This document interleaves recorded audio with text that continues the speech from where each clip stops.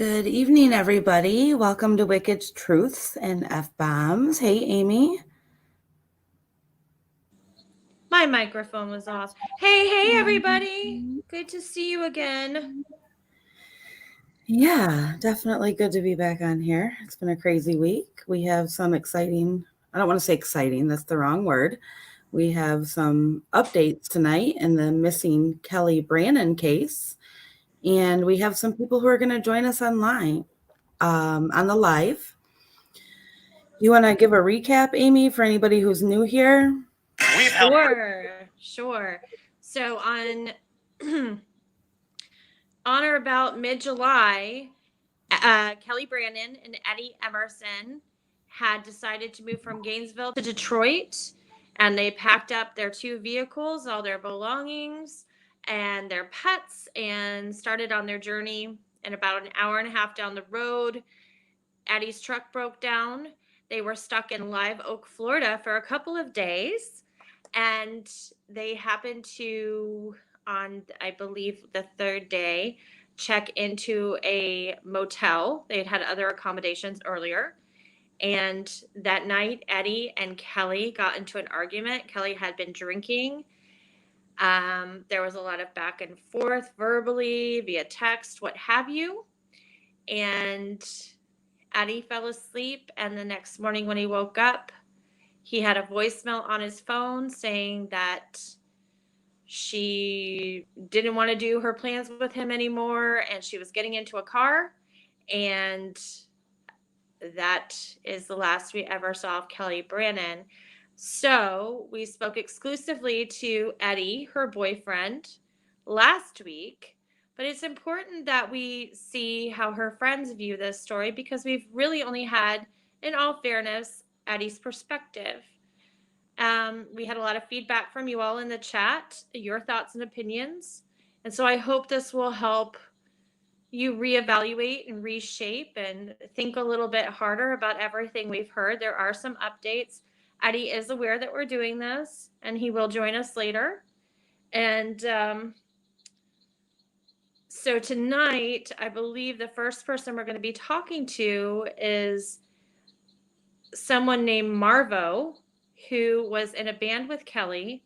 And he'll tell you their history, but I will tell you that she did live with him for several months. So they became close, and they had a friendship. And I think he can offer some insights into who Kelley is and how he feels about the theory of her just walking away from her life, and shed a little light on what he knew about her friendships and personal relationships on or about that time. Kelley's been missing since July 15th.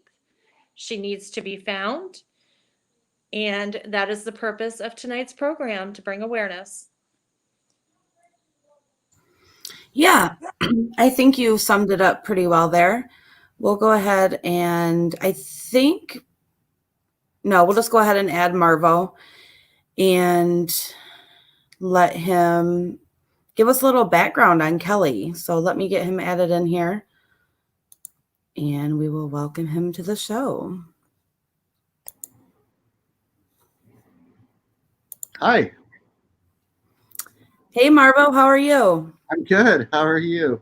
Good. Danielle and Amy? Is this Danielle? This is Danielle. Yep. Hi, Danielle. Hi. And Amy is here with us. I think she has her mic muted. Yeah, it looks like it. Yep. Yeah. I do. I'm being a spaz tonight. I'm sorry.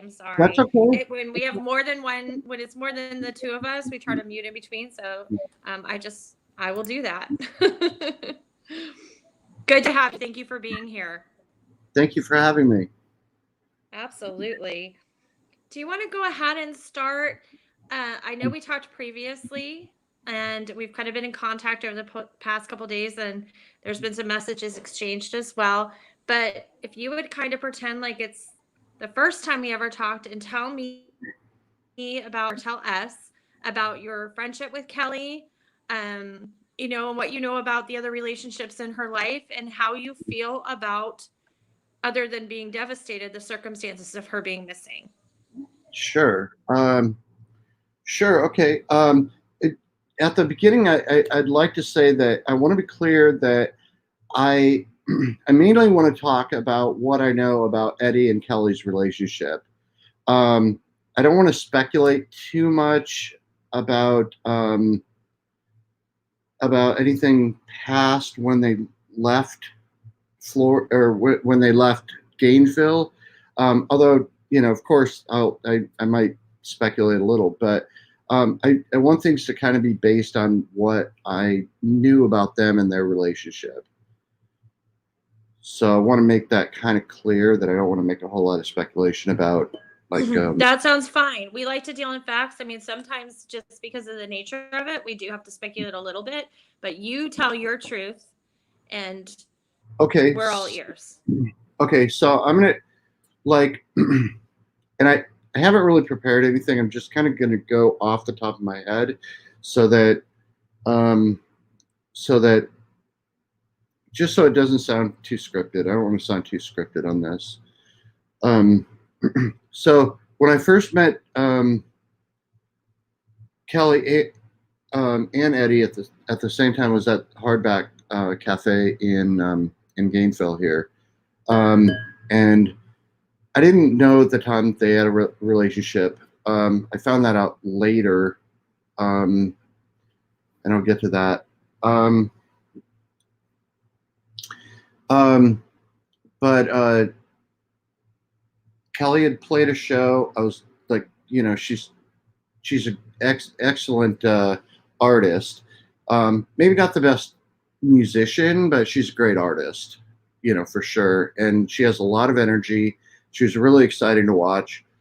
And, the weeks following, I realized that she had been arrested and she was in jail. And I didn't know if anyone else was going to visit her. So I took the initiative to find out, her full name and birth date and that kind of thing. I went and visited her.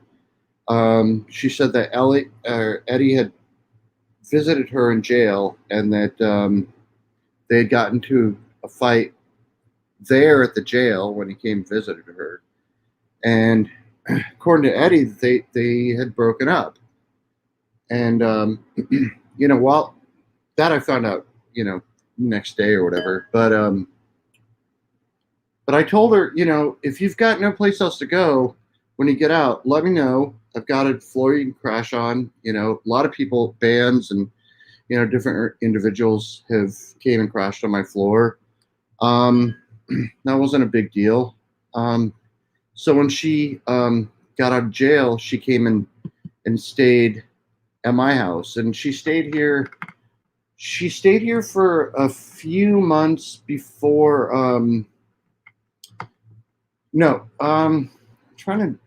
Okay, so I know that it's true that she couldn't stay there at Eddie's house because whether or not they were back together on and off, she couldn't stay there because his landlord had said she can't, stay here for whatever reason.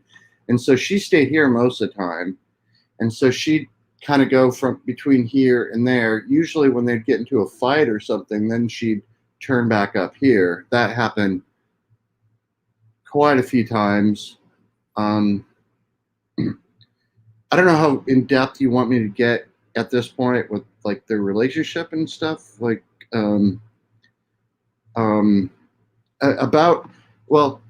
okay, I'm going to leave some stuff out, but I'm going to say right about Christmas, and I think it was the day after Christmas, she showed up here with a total shiner, big black eye. I guess you're showing it here, and Eddie's dog. And I told her, I can't have a dog here. You're going to have to take the dog someplace else because I can't have a dog in my apartment. And so she had met a friend earlier in the night that she had kind of told what was going on with their relationship, and she took the dog over. She ended up staying the night, so she came back the next day without the dog, but she came back the next day, and we talked about things, and we had a pretty good relationship. It's strictly platonic, but we had a good relationship as far as like discussing things. She was always in this constant cycle of I hate this guy. He's a total dick to me. I can't stand it, to I'm totally in love with him and I can't live without him. And so after he had punched her in the face, he went to jail. And while he was in jail, she was here the whole time trying to get him out of jail.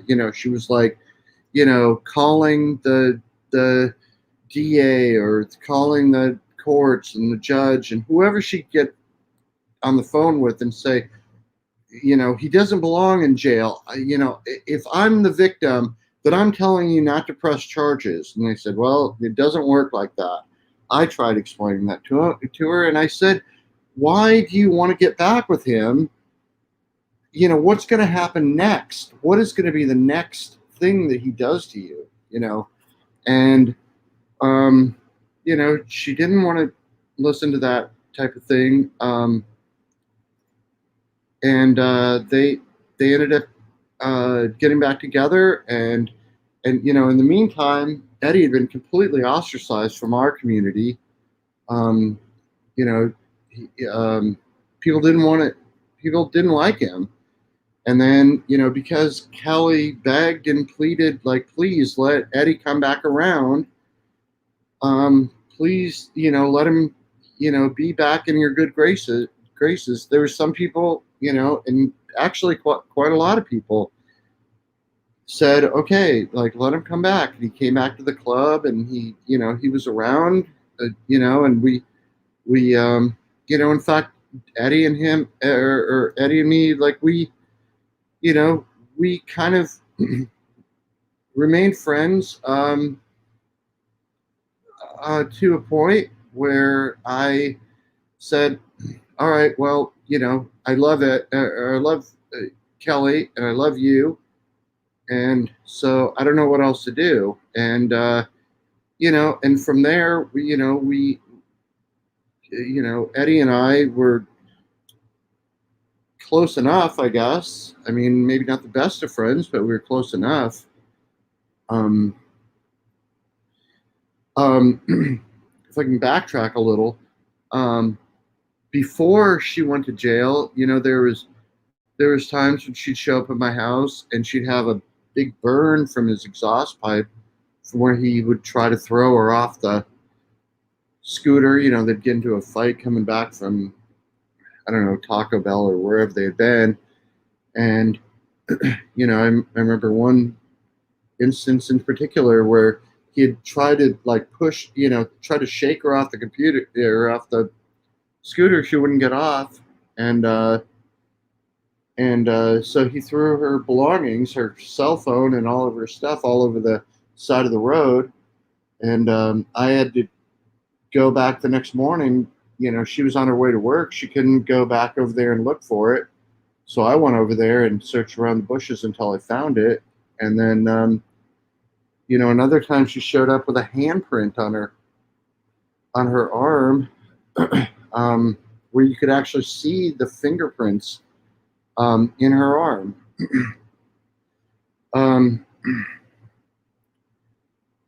Part of the reason I'm saying this is a pattern of the way that they fought. This is definitely a pattern. Going back to the first podcast, can you guys still hear me?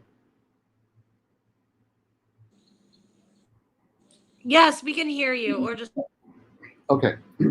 Going back to the first podcast, like I remembered that you would ask specifically if this is like a pattern or the way that they fought, and I don't really remember hearing like an answer from Eddie that said either way, but it was definitely the way.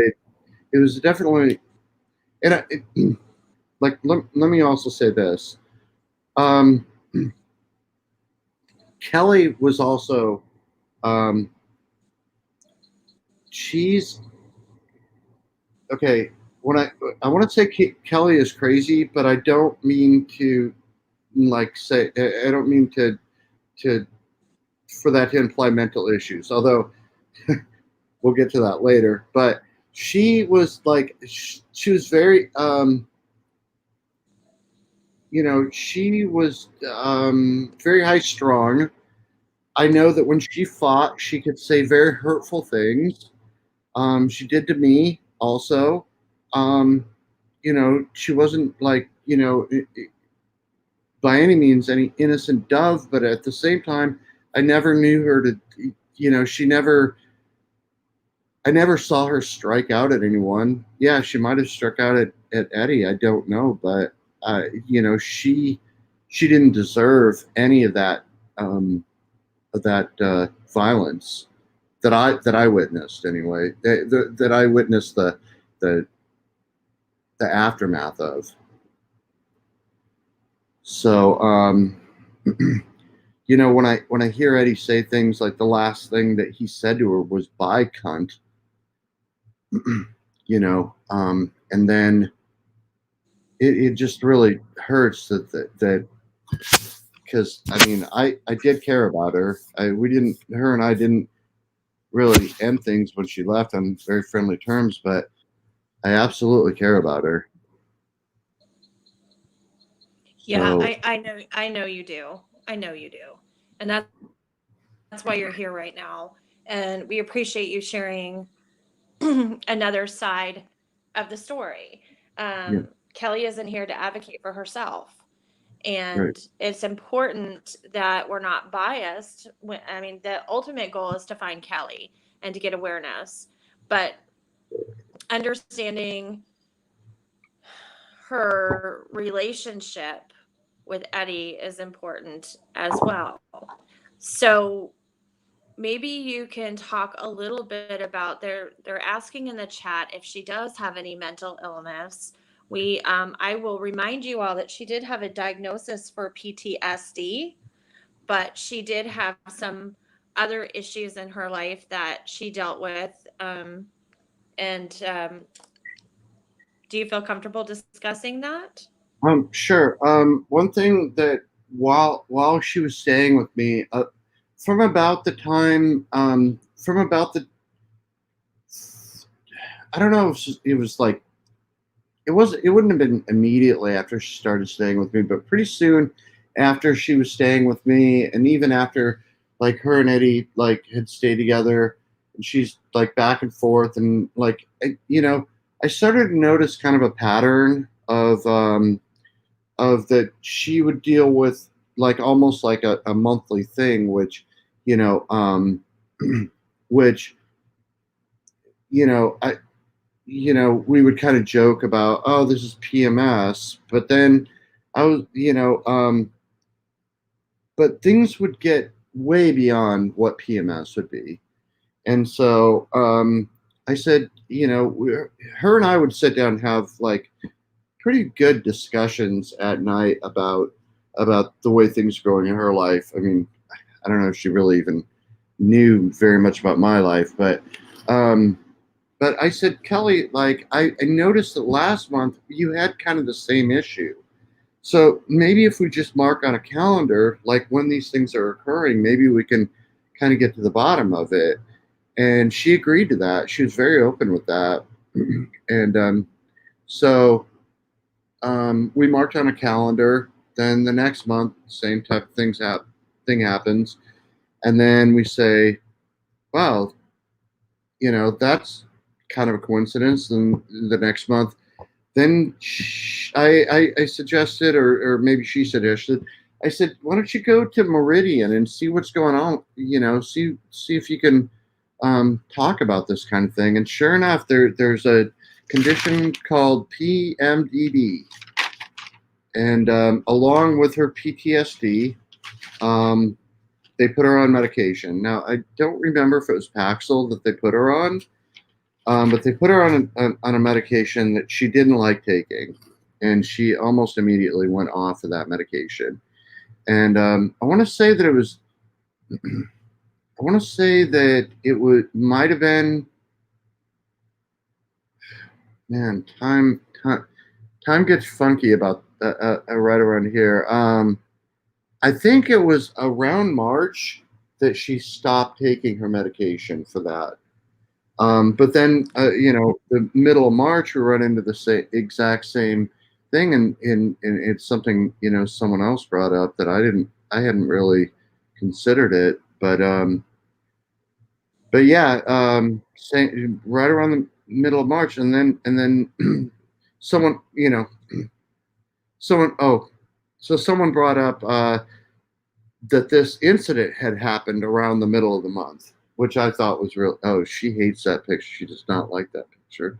Um, I'm right sorry. but yeah, right around the middle of the month, I mean, we have another incident with her having a lot of emotional issues and her having another big fight, Um, so yeah, those are the two conditions that I knew about. I mean, sure, Right. they're, mhm, mhm, I want to stop you right there, because when you and I were talking, this is like, I believe this is important. right, So her PMDD happened during her monthly cycle, which is usually around the mid of the month, and that is the same on or around. It fits in with the timeline of when she went missing too, and the erratic behavior that night. And we know a lot of it came from the drinking, and quite honestly, just the back and forth and the toxicity between Eddie and Kelley. mhm. But I think the general consensus right now is that PMDD took a role in that as well. Absolutely, Would that yeah, be a factual? Okay. All right. yeah, Just wanted to point that out because it was July 15th, and it was kind of like the perfect storm. Like, they're in this F show of a situation. She's drinking, they're not getting along, and then she's got this on top of it. right. So it was not a good time to be Kelley. Right. Yeah.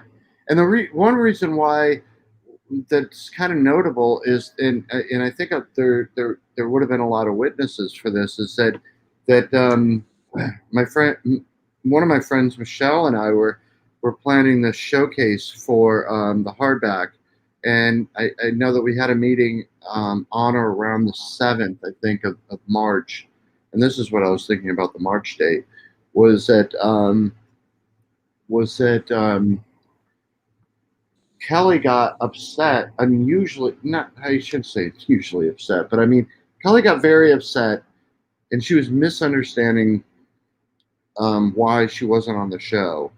And there was a big blowout in front of a lot of people. And she went running down the street. And I went after her to try to explain, we only had we only were allotted a certain amount of people to be on the show. You just happened to, you just didn't happen to get picked. That's all. That's all there was to it. But in her mind, we were trying to shut her out from the hardback. We were trying to shut her out from Tabernacle. We weren't allowing women to play there, and that kind of, women's issues is a big issue to her. Women weren't being allowed to play at this club and so forth. I mean, she she took immediately a lot out on Tom Miller, where she had posted something on his Facebook. I mean, and this is, again, these are extremes that Kelley took because that's just the type of person that she was. So, when you think later, later in the events that happen later on, those are things, Kelley, like, for instance, with the phone call, where she's saying, I'm going to report your car stolen, and and then guess whose door they're going to come knocking on, or can't remember what the other thing was. I'm going to Iceland without you, and that kind of thing. I'm getting into a car now. These are things that Kelley would just say, just to get somebody to chase after her. Not necessarily that she was doing that, but she wanted someone to chase after her. So these types of things were very much a part of her personality. So, for instance, this event that happened in mid March, this happened about the 7th, but you know, we're talking about a very fluctuating time here, or use the word part in the cycle, if you know what I mean. A piece of the cycle. Right. So Right. yeah, you understand what I'm saying. So so so this wasn't out of Kelley's character to say these types of things. That part wasn't out of character. What One would of the be out of things character? that you told me. Oh, I'm sorry. I was just going to say one of the things that you told me was that Kelley did that, especially and she did it with her friends for, what's the word I'm looking for? Like reinforcement of their friendship. And Right. she did it with, or her value, and she did it with Eddie because she wanted to know that he loved her. And in a way, sometimes it looked like he withheld that because it was part of the back and forth. Yeah. And I think that was a constant in their relationship, was that she was always wanting him to chase after her, and he wanted to go sleep, Right. When he didn't want to have a discussion about whatever she was upset about. He just wanted to go to sleep, and it was bothering him that she wanted to continue talking about about whatever was upsetting her, to the point where sometimes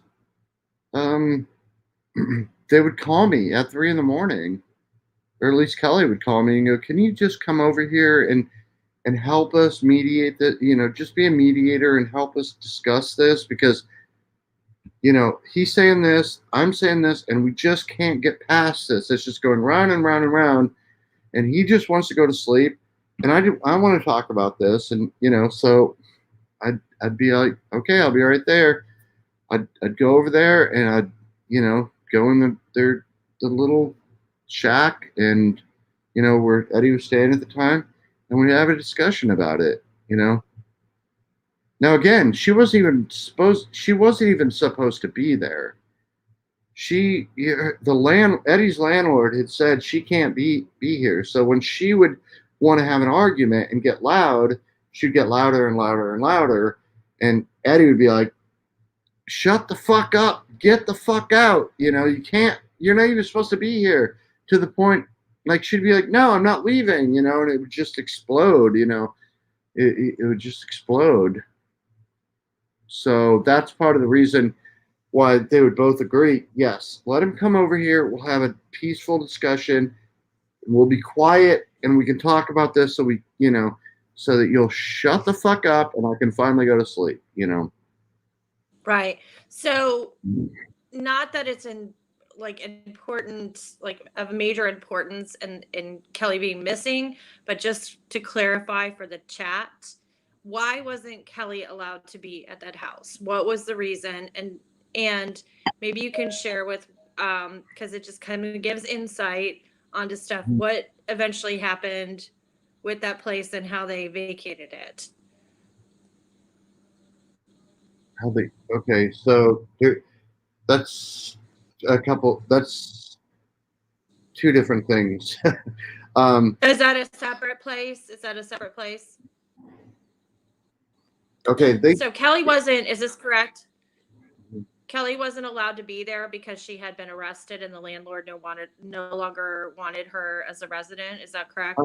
I'm not sure if initially, I believe that's part of the reason why, but when they were on tour, okay, this is before I got involved. While they were on tour, the plan was that when they got done with their tour, they would end up at Eddie's house at the shack, which okay, I say shack, but this is a place that Eddie was given, like a good kind of a mother-in-law kind of house. Like, it didn't have a Mm-hmm. bathroom or a sink, but it was a place to sleep. It was a good, it was a good place to sleep. That they would end back up at that place after the tour, which I'm not exactly clear on at what point the landlord said she didn't want her there, but it ended up that she didn't want her staying there, and so it was around the same time that she went to jail that she was told she couldn't come there anymore. Now, there was a completely separate thing moving from the shack to an apartment. Then they got kicked out of that place too, which is when they went to the farm. So the shack, apartment, farm, you might see these on message boards, whatever. These are three different places. There's also a place in Newberry where Kelley stayed for about a week, not very long, without Eddie. So Kelley was really Kelley was moving all over the place. I mean, a majority of the time, I'd say she either stayed here or off and on at Eddie's house. There was a time when she stayed with Zach, who also played in our band, and so that sometimes gets confusing too. Like, this guy that she this guy that she had a platonic relationship with, that she played in a band with. Either they're referring to me or they're referring to Zach. She stayed with Zach a very, very short period of time, as far as I know. But not to say he wasn't helpful. Right, right. Maybe you can tell us, like, because this is diametrically opposed to what we were told on the last podcast. Was Kelley did you know Kelley to be a hitchhiker? Would she get in a car with strangers? What were her opinions of men? I mean, was she She, ambivalent? Did she have obviously you were a platonic friend and she had her bandmates and things like that, but in general, in general, socially, how was she? okay, so socially, she wasn't. She didn't really like to be touched by men at all, and I don't think most women do, generally. Um, but for instance, when she was staying here, I tried to give her like kind of like a pat on the foot, just because I knew she was going through a tough time. I think at that time she was listening to a TED talk to kind of try to get her relationship on track, and she spent a lot of time doing that. That's for sure. And I kind of gave her just a pat on the foot, and she went through the roof. And she told me, "Never ever touch me again." I was like, "Oh, okay." I thought maybe a pat was okay, but I'll never do that again. And another time, we were going to do a show at Hardback, and as far as I can remember, I either tried to give her a hug from behind or I tried to give her a side hug, and she didn't like it one bit. She was like, "Don't touch me," you know. I don't think she really liked to be touched by men. As far as like hitchhiking, I know that I've heard that she did do some hitchhiking. I never knew her to do any hitchhiking. She had ridden her bike from here to Newberry, which was about 5 miles, and she was scared out of her mind, pulling over on the side of the road and hiding and that sort of thing. As far as in her music, she wasn't really the biggest, she'd write songs that weren't really the biggest fans of the way men acted towards women. That was just part of her. So as far as getting into a car after a fight, I don't see that happening. And let me reason this with you. Kelley's personality, again, was she liked to be chased. She liked the idea of her love interest, who was Eddie at the time, would go chase after her. If she didn't want to get into a car with somebody else because then they would have no way to chase after her. Hiding around the corner would be more her. Hiding around the corner to see is coming after me because that's the type of person she was. She wanted affection from him. She wanted a lot of Right. affection and showing that he cared about her. And I don't think she ever got that in a major way that she could. And I think when she did, then she fully relied on that, and that didn't always happen. You know. Yeah, that makes Some sense. And people, there's nothing that I'm glad you're being so forthright and honest about Kelley, because there's nothing that you can say about Kelley that's going to make anybody think she was a bad person or she doesn't deserve to be found or anything like that. she wasn't. It's just truly understanding the circumstances. And we've only had one account, one person that knew her. Yeah, And she wasn't a bad person. She was an asshole. That is very true. She was an asshole, but she had a really, really good heart. And and I think anybody that knew her knew what a good heart she had, and that she deserved so much more than she got or that she's gotten. You know. hmm yeah, I know that then over the past, I want to say 72 hours, the people that I've come in contact with that knew Kelley, um, they love her, they adore her. They're all at different places in their lives. They all have different lifestyles from each other. This is not just one group, one segment. These people love and care about her and just think she's a very talented, amazing person and a great friend with a like you said, with a really good heart. And Mhm. I think that's important for people to hear. They want Kelley found. They're deeply concerned.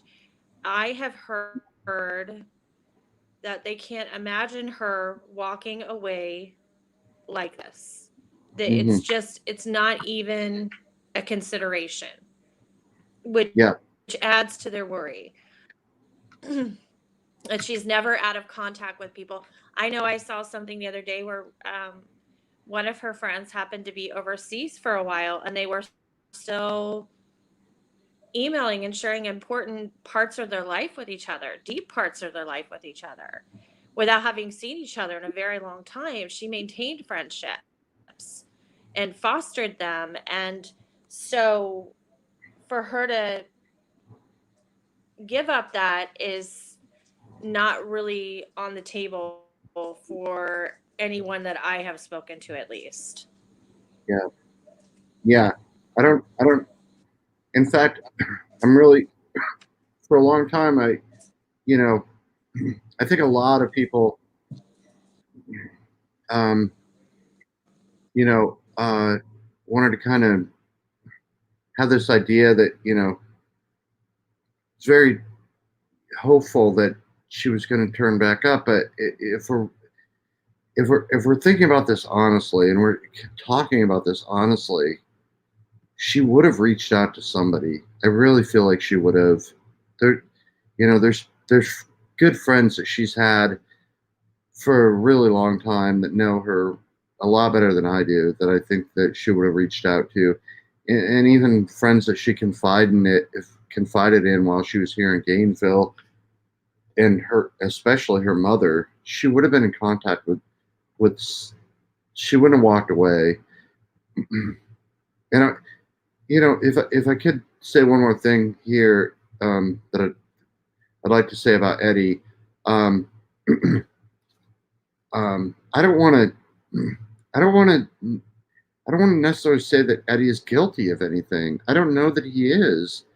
Um, but and I don't mean to say but. Um, I would like to say that I do care about Eddie as well. Like I do care about him, but we need. you know I don't think Eddie's been telling the complete truth about some of these things. And that's kind of what I wanted to come to you and talk to you about. Certainly. Well, Eddie's going to join us later tonight, and he and I had a conversation earlier today, and I prepared him for this. So he is well aware. And what I told him, Danielle and I are very forthright. And what I told him is that statistically, he is her boyfriend and he is the number one suspect, and that he has to look at that objectively. The fact that they had a fight does not look good. Mm-hmm. He needs to step out of his body, and he needs to, um, if something comes up that, he's embarrassed about or ashamed about or paints him in a bad light, that he needs to own it and stand up, because this is about finding Kelley. Yeah. And hopefully, Addie, when you're listening, you recall this conversation and you realize that, because he is a person of interest. And it's important that her friends speak up as well, because, for lack of a better word, for optics, I want someone to hear this and pick up on this story. Kelley is not getting the attention that she needs. She's just not. Once And again, yeah. the police, yeah, once again, I know I was going to say that, but I didn't. I sometimes get accused of making little tongue-in-cheek jokes, and I didn't want to be light. But yeah, really, this is a time where we really do have to chase after Kelley and find where Kelley is. And there's a lot of people that love and miss her, and we have to have the whole story. We have to have all sides in order to have that information. And we also need, we're big supporters of law enforcement, but we hope and we need for them to take this very, very seriously. That's right. And it concerns me that she's not in the press, that this just doesn't seem like it should be a big deal. And this is somebody visiting a small town for a couple of days that goes missing, and we're going on somewhere around day 48 or 49, I believe. It's been too long. It's been way too long. Yeah, for sure. Yeah, it's been way too long. For for anyone that might think that I have any type of ulterior motive about like saying anything negative about Eddie, there's absolutely no reason for me to drag Eddie's name through the dirt. I would have. There's no reason for me to. And I know that I don't know. Like for example, one of the main things I said after the podcast that I had posted on a Facebook group was find out who Eddie Emerson is, and you'll find out what happened to Kelley. And I really mean that. Like, I really hope that people like look into his story and listen to what his story is. His story's had a few discrepancies. So let's see if we can, yeah. Yeah. So let me just share something with everybody here. The first night that we talked to Marvo, one of the things, when he reached out, he had reached out about, your most recent podcast. And so I said to him, tell me what you thought. Don't hold back. And he was like, well, I hated it. And I was like, okay, I'm prepared. Tell me. And I really got why he hated it, because he was sitting here worried about his friend, and he felt like the only person we were talking to was literally the last person that we know that was with Kelley. that spoke to Kelley, the person that received her last voicemail. And so, we kind of started discussing that, and I I see it, where he's coming from. And this is I will Amy, say right? this. Let me just, yeah, I'm sorry. Yeah, let me just say this really quickly. No, that's okay. One of the things that I said to Marva was, I'm so glad you came forward because we didn't have anybody else to talk to. We had tried to reach out, and I understand that her friends are very private about this, not private about her being missing, but about some of their feelings and concerns. And so, to break the ice, I'll put it out on the table. There are some inconsistencies in what Eddie has told one group of people and another group of people. And I think we'd just like to kind of figure that out tonight. Is it intentional, or is it simply a case of telling the story so many times that you can't remember who you told what? I don't know. I'm not here to judge. I think we're here to kind of figure some stuff out. And I needed to say that because I believe that is part of the reason that you're here tonight, is because you have heard some things that have bothered you. And one of the things that we didn't know prior to talking to you, Marvo, is that, and stop me at the point of the story where I get it, if I get it wrong. But at one point when Addie was still in Live Oak at the motel, he took Kelley's car and drove back to the last place they were living to look for her, which was approximately an hour Oh. and a half. And okay. Oh no, keep Is going. that Keep going. Yeah. okay? But Approximately an hour and a half, and then drove back. So we're talking about, maybe 3 hours and 30 minutes, 4 hours. I don't know, somewhere in the 3.5 to 4 hour range with, whatever you need to do in the in between time. And I'm not saying this happened, but it was kind of concerning because what if Kelley had walked back to the hotel and her car was gone? And Addie was no longer a resident of the motel. And on top of that, my understanding is that Addie was checking in and out of the motel on the daily as opposed to maintaining the same room. Now, he might have had his reasons for that, not knowing when he was going to leave or not, or if he found her, but it's and if concerning, and we didn't hear that. and if he left within around 24 hours to maybe 35 hours to her being gone, if he left, checked out of the hotel, whether or not he checked out of the hotel or motel, Holiday Inn, I'm not exactly sure. Not Holiday Inn. I'm just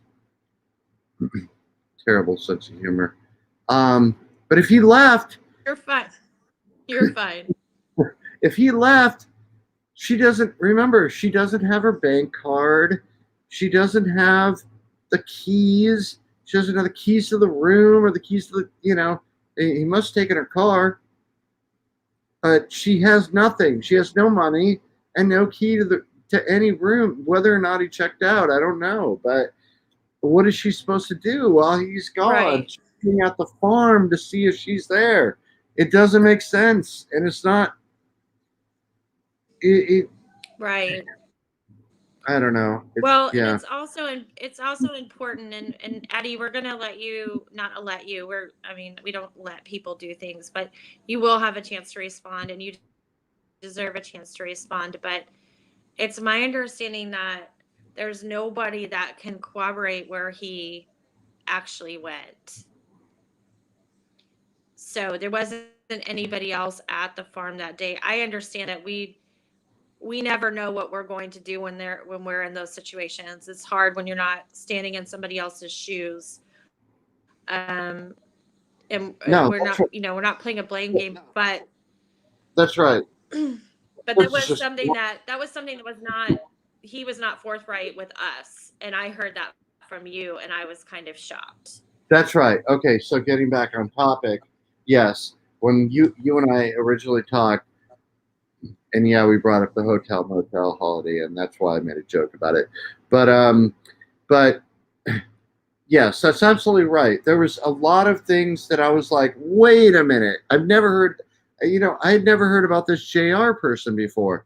I had never heard about, just like you, had never heard that she changed her clothes. Why is there's a description of her clothes on the missing poster. Why has that never been changed? Even if the missing poster was made between the time that he reported her missing to the time he checked out of the motel, why was that never changed? It's very easy to change, and I think the poster has recently been updated as well. Why is that? Why was that never changed? Why wasn't that ever brought up? I mean, and we're talking about, there's quite a few things like this that keep on coming up where it's like, wait a minute, where is this coming from? I mean, to the point we're talking about, I mean, huge things like the fact that at one point, there's no names mentioned in it. At one point, he's saying, I think she got into this, gray or silver car, to the point where now he has, he not only has names and remembers people that were actively involved with their lives for the one night that she stayed there, to where he has background stories. And, there's a lot of details now with this hotel. I'm really trying not to get off on this thing with the whole motel thing, because I really would rather other people put those pieces together. But it's very suspicious. Right. Well, it's difficult, and I see in the chat, I do see some concern about mentioning names and every detail, and that would be a significant disadvantage to Kelley, and I understand that. I do. We are only going to mention first names. We will not mention last names, because we don't have the police reporting on this, because we don't have a lot to go on, and because we've only heard the story from one person and it's not being reported on. We're trying to, give people the details and ask them to share Kelley's story. I know that, I put it on my personal page. My friends don't share a lot. They really don't. And I have great friends, but when I put this up, I mean, I got 280 shares, and I looked at their pages and they got another 100 shares. That's what we need to do to get Kelley's name out there. That's what we need to do to get awareness for Kelley, and providing people with, a general story, and especially for us that are here in Florida that may or may not know people in that area, or the area where Kelley last resided, or near the Live Oak area. Anything helps. We have to put pressure on the authorities, and we have to urge the press to pick up on Kelley's story. And sometimes, and I hate saying this, but we have to give some details in order to pique interest, because people have to fall in love with Kelley like her friends did to care sometimes. And it's creating an emotional bond with the victim in order to get momentum. Thank you, and Amy and your whole team, for doing this. I appreciate it. Marvo, could I actually ask you a couple questions really quick? Of course, please. I know that Kelley had previously stayed with you off and on here and there. Do you remember? I know they were in the Gainesville area, and then they were in Live Oak. How long before they went to leave and move had it been since you actually saw Kelley? Like, was she still coming around and hanging out, or? Okay, so let me give you this background. First of all, Live Oak, they were only in Live Oak for a few days. They were Right. from, okay. So Kelley and I had a falling out over the fact that she thought that I had coronavirus. So that happened at the end of March. And she was going around telling all of our friends, stay away from Marvo, he's got coronavirus, or something to that extent. I'm trying to spread coronavirus to other people and that kind of thing.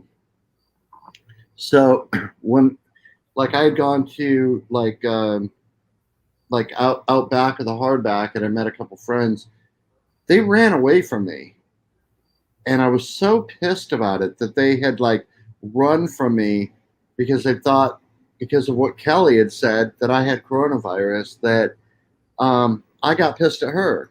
And so, I mean, we had previously played in a band together, so just recently previously played in a band together. So we got into one of our, it wasn't unusual for us to get into little arguments like this.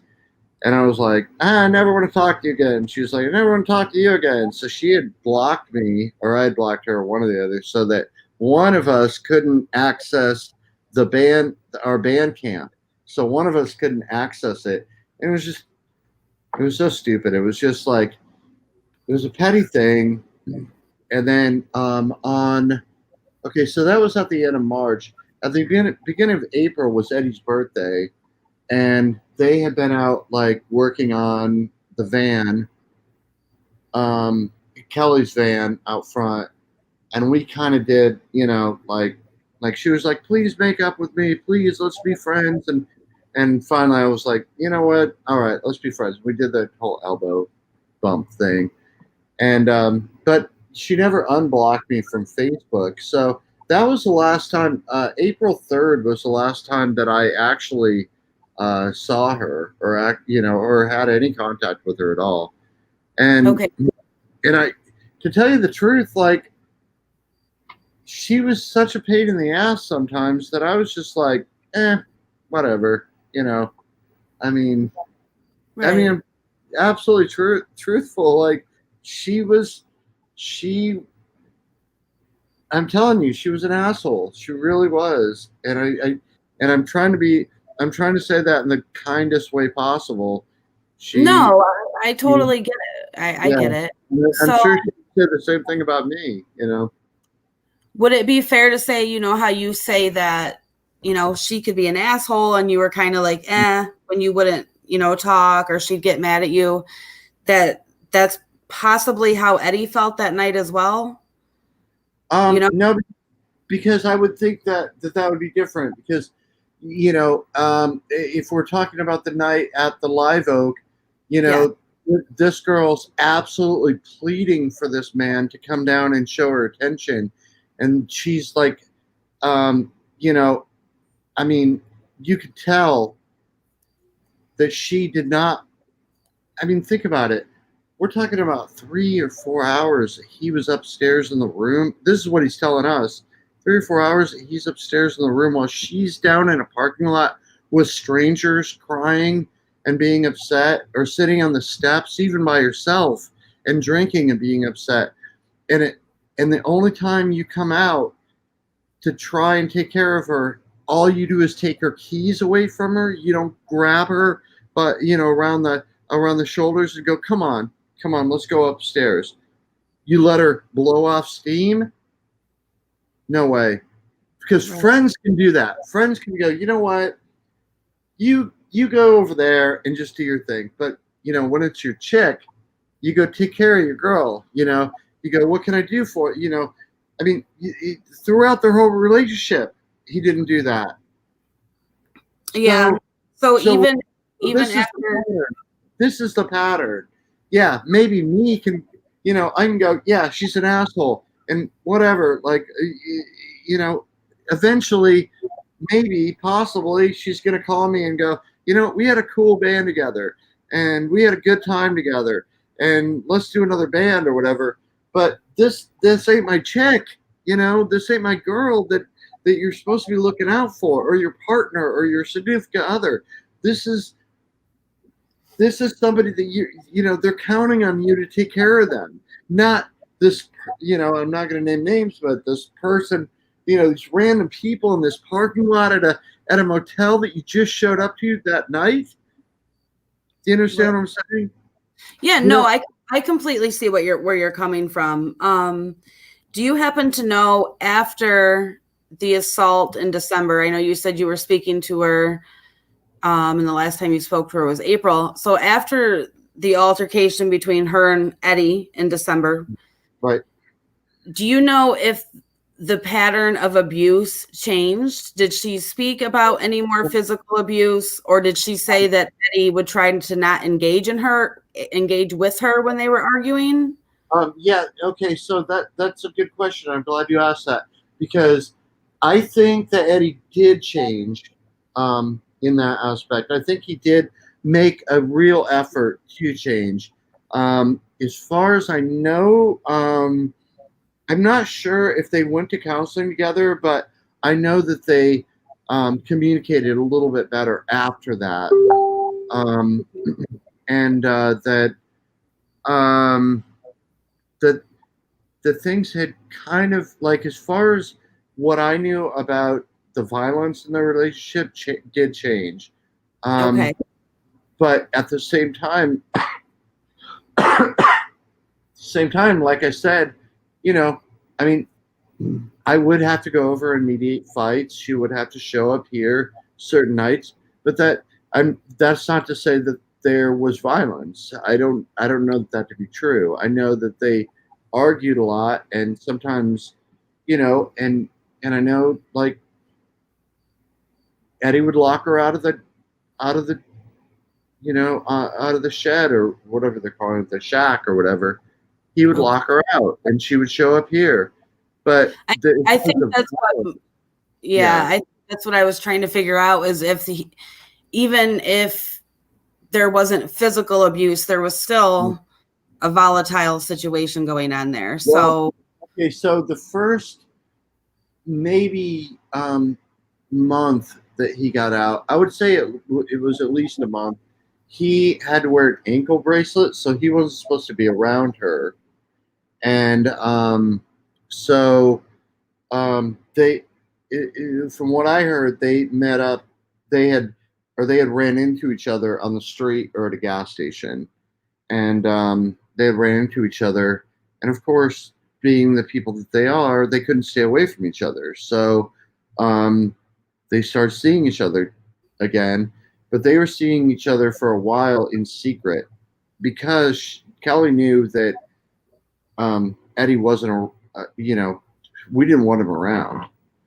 And I say we, and there was a lot of people in our circle did not want him around, and right. she wanted him to play in the band.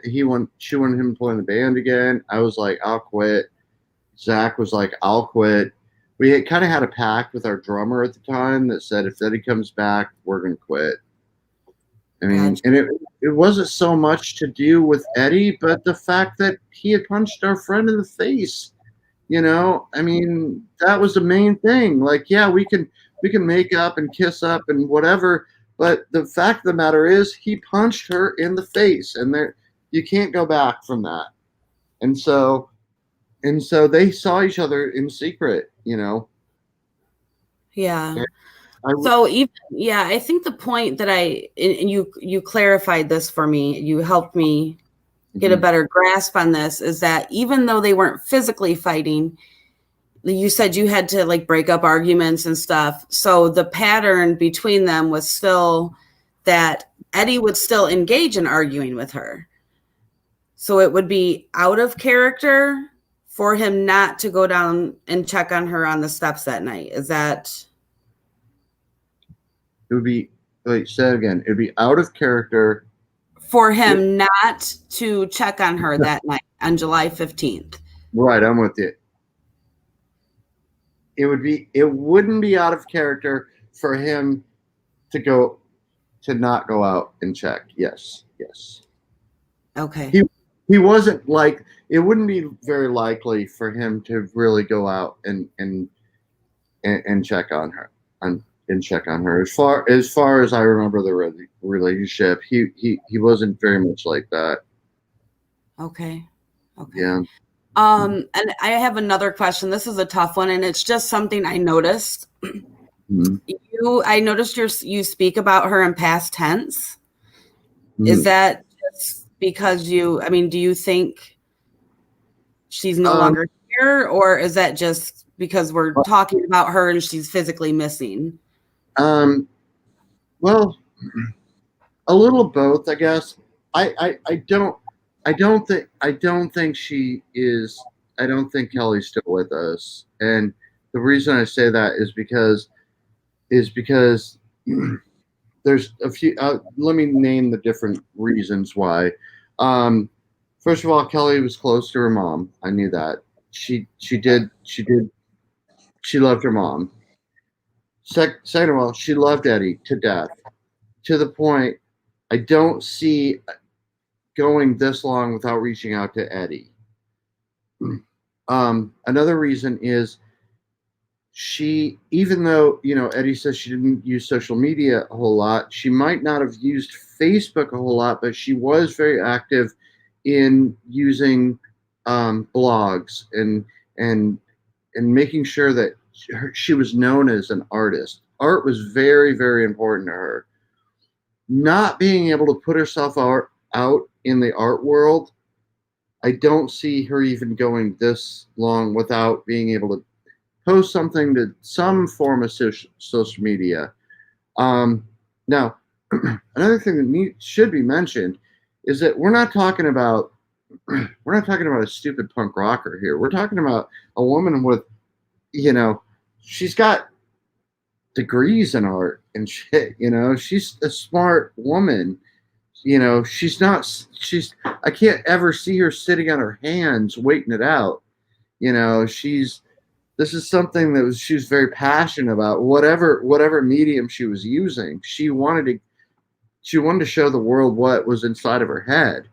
So if we're saying like Kelley has been, you know, just hanging out for 6-7 weeks, like she would come to somebody and she would say, I dropped out. I've got this other project. Don't tell anybody where I'm at. Another Right. thing, another thing, that picture that you guys have showed a couple times with her bangs cut way too short and the braids, that was a mugshot. And she hated that picture. But she, rather than change her name to something else, she's Kelley Brannon. She's gonna go with that mugshot and God, I hate that people see that the first thing that people see when my name comes up. So we're not talking about a girl that's gonna necessarily change her name and become a different person. It's not likely. Right. Right. Yeah. And then, you take in the factors that, as we said in our last show, when Kelley left, she left with no ID, no money, no debit card, no clothes. She left with just her guitar, and that makes no sense. And a No. good amount of money on her card. A good Right. amount of money, enough money that if she wanted to take off, she would have taken that card and disappeared. Kelley, okay, let me say this too. Actually, I want to wait for Eddie to come on, and then I want to ask him. I got a good question for him Okay. because I want his answer to this. We actually have Eddie and Jane backstage. I don't know how you want to do this, Amy.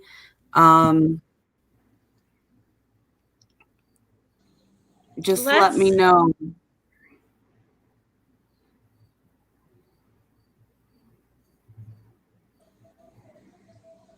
Can you hear me?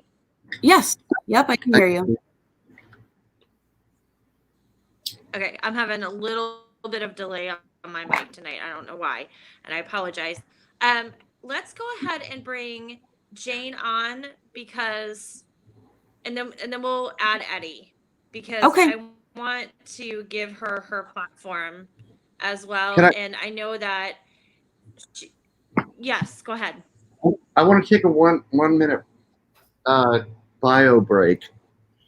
You're fine. Marvo, do you want to be on with Jane? I could put you backstage and you can do your own thing for a minute. I don't know who Jane is, so either way, I don't care. Like it's not gonna, like, it doesn't bother me either way. Marvo, I will text you. Go ahead and do what you need to do. We're real life. All I right. will text you. Okay. Okay. Thank All you. right. All right. Okay, guys, we're going to bring Jane on. She is another friend of Kelley. Mute Marvo there while he's away.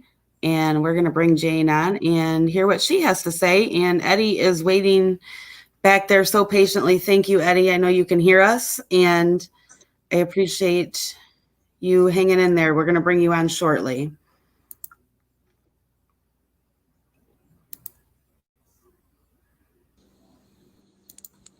Okay. Hello? I'm all set on Hey, that. Jane. Jane is a good friend of Kelley. Can you hear me? Sorry, I had I tried to Jane, are join. you there? Yeah, can you hear me? I can hear you, Jane. Can you hear Okay. me? Yes, I can hear you. Okay, hold on. I'm going to text Amy and let her know she has a bad delay. Okay. Yeah, so I tried to do it from my computer where I have like a nice microphone hooked up to it, and the computer told me that my shit was like out of date and didn't support StreamYard, and I didn't have time to think about it, so I just like grabbed my iPad, which is newer. Oh, you're fine. You're Okay. fine. Yeah. So Trying. I'm just going to let you talk. Thank you for joining us tonight. I know that you are a friend of Kelley's, correct? Yeah, I've known Kelley for over 4 years. Okay. And I was like, it's hard to know what to say. I mean, because I,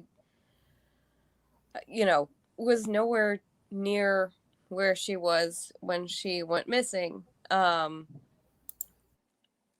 mean, I guess I also like I got on the site to try to be here today and wanted to kind of like, I don't know, I've been watching the chat and stuff, and wanted to respond to things and couldn't because I'm kind of a luddite. I'm trying, but I'm also like totally fine with other people being unmuted. I'm not like necessarily trying to go on a monologue. Oh, no, I will mute my mic when you're talking just to cancel out any background noise and that. Okay. So it's just something we do. And I put Marvo on mute while he stepped away. So Amy's Okay. coming back in just a moment.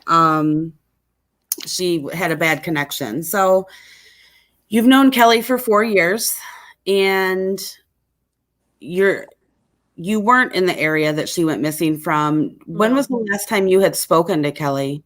Actually, I have my text history with her pulled up, and I think the last time that we had a one-on-one exchange was around my birthday in late January, where she remembered my birthday.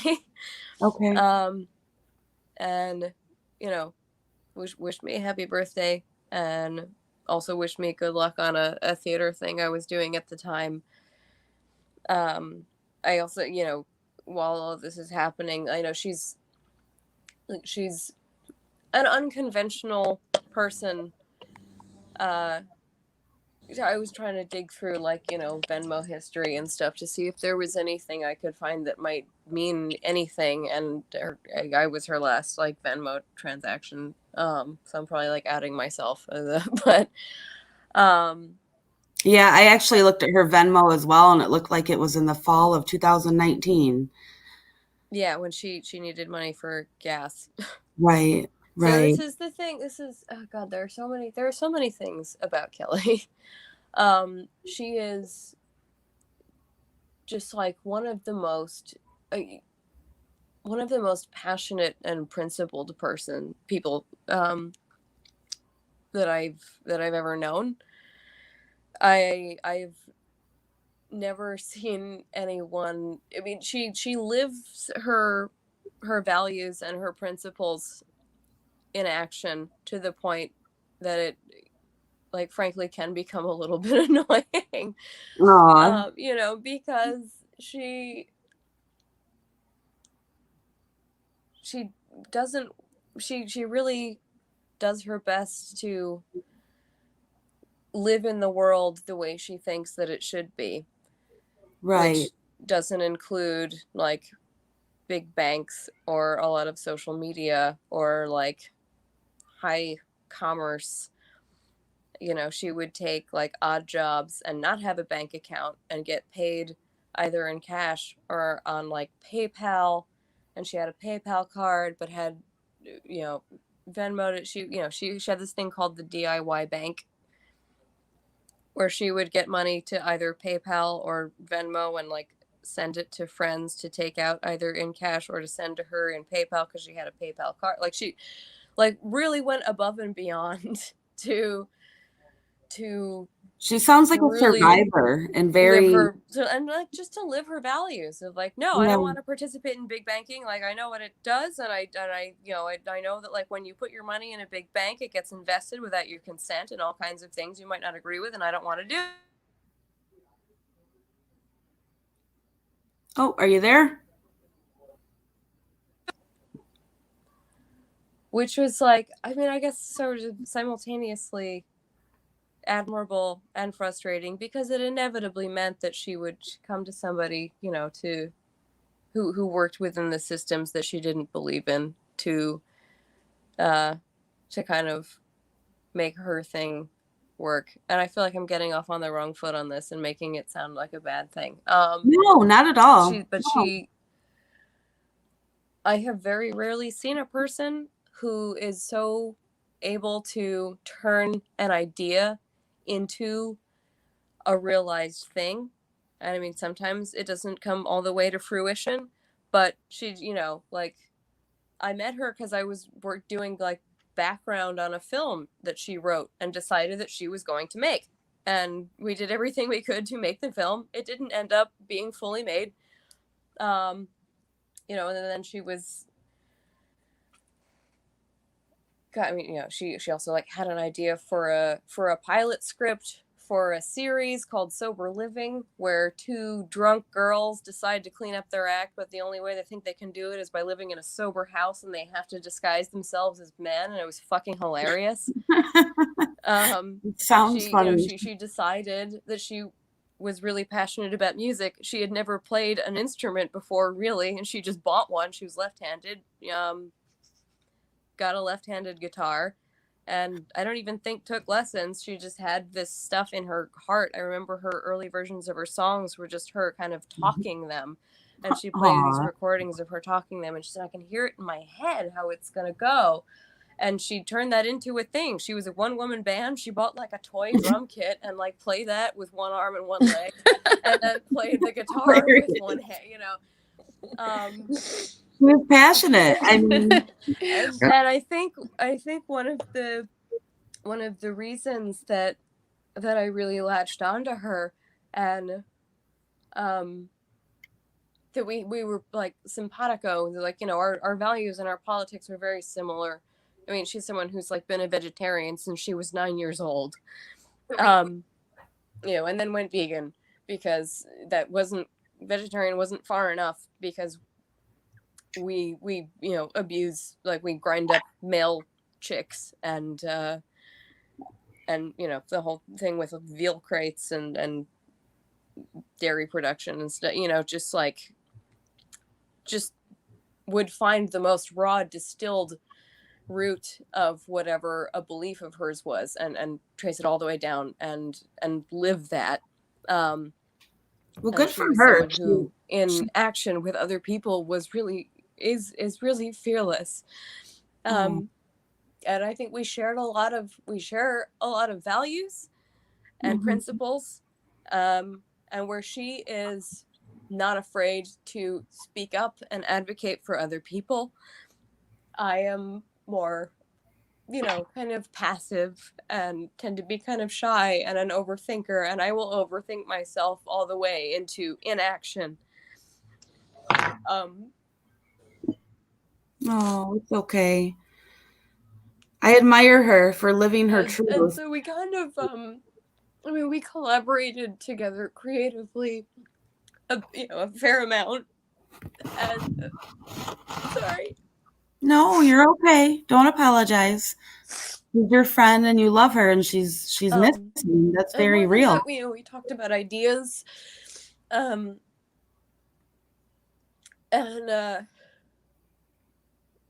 I think we kind of tempered each other, where she egged me on to be a little more self-assertive. And sometimes when she got a wild hair up her ass and wanted to act on an idea that wasn't fully baked, I would go, well, let's, maybe sleep on that. But I kind of, when she... Did you ever know Kelley to go off the grid or go missing? Sorry, I feel really terrible that, Don't she's apologize. kind of an it takes a village kind of person, because as fierce as she is when she's advocating for someone else or a cause she believes in, she's always been kind of okay with existing in a kind of quiet and subpar way for herself, and so would often need some kind of help, and was never shy about reaching out to people when she needed help, whether it was money or, I mean, my boyfriend and I picked her up when she had hernia surgery and drove her to a place where she was house sitting to recover there. I think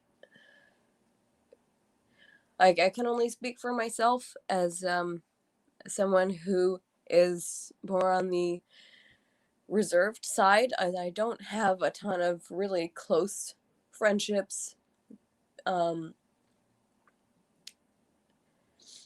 because I like to keep things pretty pleasant and light.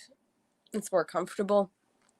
But she's always been someone who could really share her vulnerability, and admit when she needed to be taken care of, and to be let into someone's vulnerable places like that, creates a real sense of importance and care. I don't remember where I heard it first, that we don't take care of the things that we love the things that we take care of. And she had, when she was here in Brooklyn, had so many people who, everyone chipped away at, taking care of her, and she was part of our community here. And just the idea, I think, that anyone might have erased all of the work that we did together to kind of keep her afloat so she could keep doing the things that she was passionate about and that she was good at is really enraging. I worked hard on that. How dare you? You take it away. Oh, Jane, I'm so sorry. I am so. And when she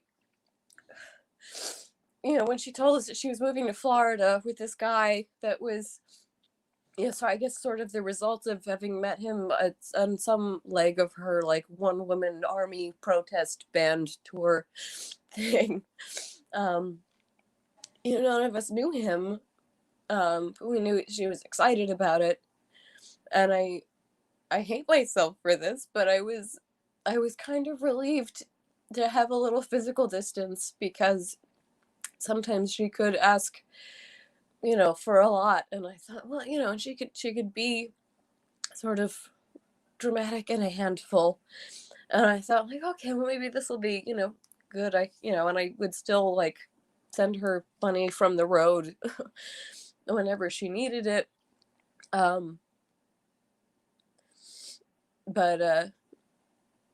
I knew from that we weren't in as close of contact after she moved to Florida, not by a long shot, and I blame myself in part for that, because she's, can be kind of an oversharer, and I was sort of trying to just like catch a breath a little bit, because we were just sort of have different internal rhythms. I'm kind of a low pace, and she's quick, and I regret that I didn't get, that we weren't in closer touch, and then I didn't get more involved, when I heard that things there were tumultuous. The most I said was like, yeah, I hope are you okay? Is everything all right? It's like, well, yeah, um, boyfriend's in jail. It's a weird way to start the new year, but here we are. um, yeah. Jane, can you hear us? Okay. So yeah, I don't know. I guess that's my monologue for now. Does anyone have questions or? I want to. I just want to jump in here to say, as well. Yeah, she was intense, and I too wish that I could have said more to her, or said, like, I hear you. I know she was intense. Yeah, we're gonna wait for Jane to come back because she couldn't hear us. So Yeah, and I'm trying to get a hold of her to let her know. She's back. Hold on, let me add her in here. She's back. Okay, good. Hey, oh yeah, I got bounced. That's okay. We couldn't we could hear you. You couldn't hear us. Oh, okay. And so we wanted to make sure that we could still have a dialogue with you. We didn't want to leave you hanging there. Cool, thank you. Thank you for everything you shared. I know, I don't know, because I'm not you. I don't know how you feel, but I feel your hurt, and I feel your worry and your sadness, and we just appreciate your vulnerability and your Jane, honesty. I'd also like to say thank you so much for sharing that, because I know that was hard for you. And yeah, thanks. Yeah, I mean, you too. Thank you for being here and talking, because you're sort of you got to see the parts of her life that I wasn't there for. Well, sure. There's a lot of her friends out there that, I mean, we're kind of staying in the shadows right now for the time being, but we're going to come out, like, we're going to be out there. And I also, I wish I could have said more to her while she was around me, instead of leaving things the way they were. Wish I would have given her more than an elbow bump. But like you said, I mean, she was an intense person, and sometimes you're like, "Oh, just give me a breather from this." And I think that shows a lot about the type of person that she was, and I think that's really important, is that we continue, or that people kind of give a 3D perspective on who Kelley was. I think that the more we do that, the more helpful it's going to be on finding out where she is, or what happened. Yeah. No, I think I remember one of the last times that I hung out with her one-on-one, she came to, I don't know, like, I can't remember anymore if it was like one time or if it was I think it was a couple different times. But the sort of thread there was like, hey, I just signed up for this like, what do they call it? Like a sort of medical survey thing, like a trial. I think it was like a medical trial, for people who might have PTSD. Like, I don't know, I'm kind of excited about it. I think I could, we'll see what happens. And then after she had gone, she said, like, so, it turns out I definitely have PTSD, and like knowing some things that she had told me about her childhood and beyond her childhood. She had a hard life. Nothing about, by the time I met her, she kind of was who she was, but that origin story is fucking deep and hard. Right. So yeah, so I definitely have PTSD. So I think I scared like the shrink because it's supposed to be just like a medical trial thing where they give us like a little bit of talk therapy, but not very much. It's mostly just like a trial for a drug. But I like talked so much at the person who was running the thing that they were like, "Oh wow, I feel like you might need like more help than we can give you here," or something along those lines. And it was kind of like a little self-deprecating, like, I freaked out the therapist. Yeah, Whoops, I'm so messed up. that was good. That was one thing that was so great about her. She had a self-deprecating way about her. At the same time, she's full egomaniac. Like she loved she loved what she created, and she would brag about it and that's one thing I think is crazy, that she's not like out there spreading the word about her new band. Like, I mean, like, she loved anytime she jumped into a new project, she'd spread it like crazy. But at the same time, hey, I'm doing this. Yeah. But at the same time, she'd be like, fuck you, I suck, big deal. That was just like her personality, would be like, oh, I don't care if it sucks, you suck. Yeah. But it was, I think, like, there's a lot of kind of hard surface bordering on braggadocio that was, I mean, it was like, surrounding a very soft core. Yeah. I feel like a story that kind of encapsulates a lot about her was the time when she was, like walking down the street and noticed some little kids on the street, leaning over the curb on the sidewalk, like watching something.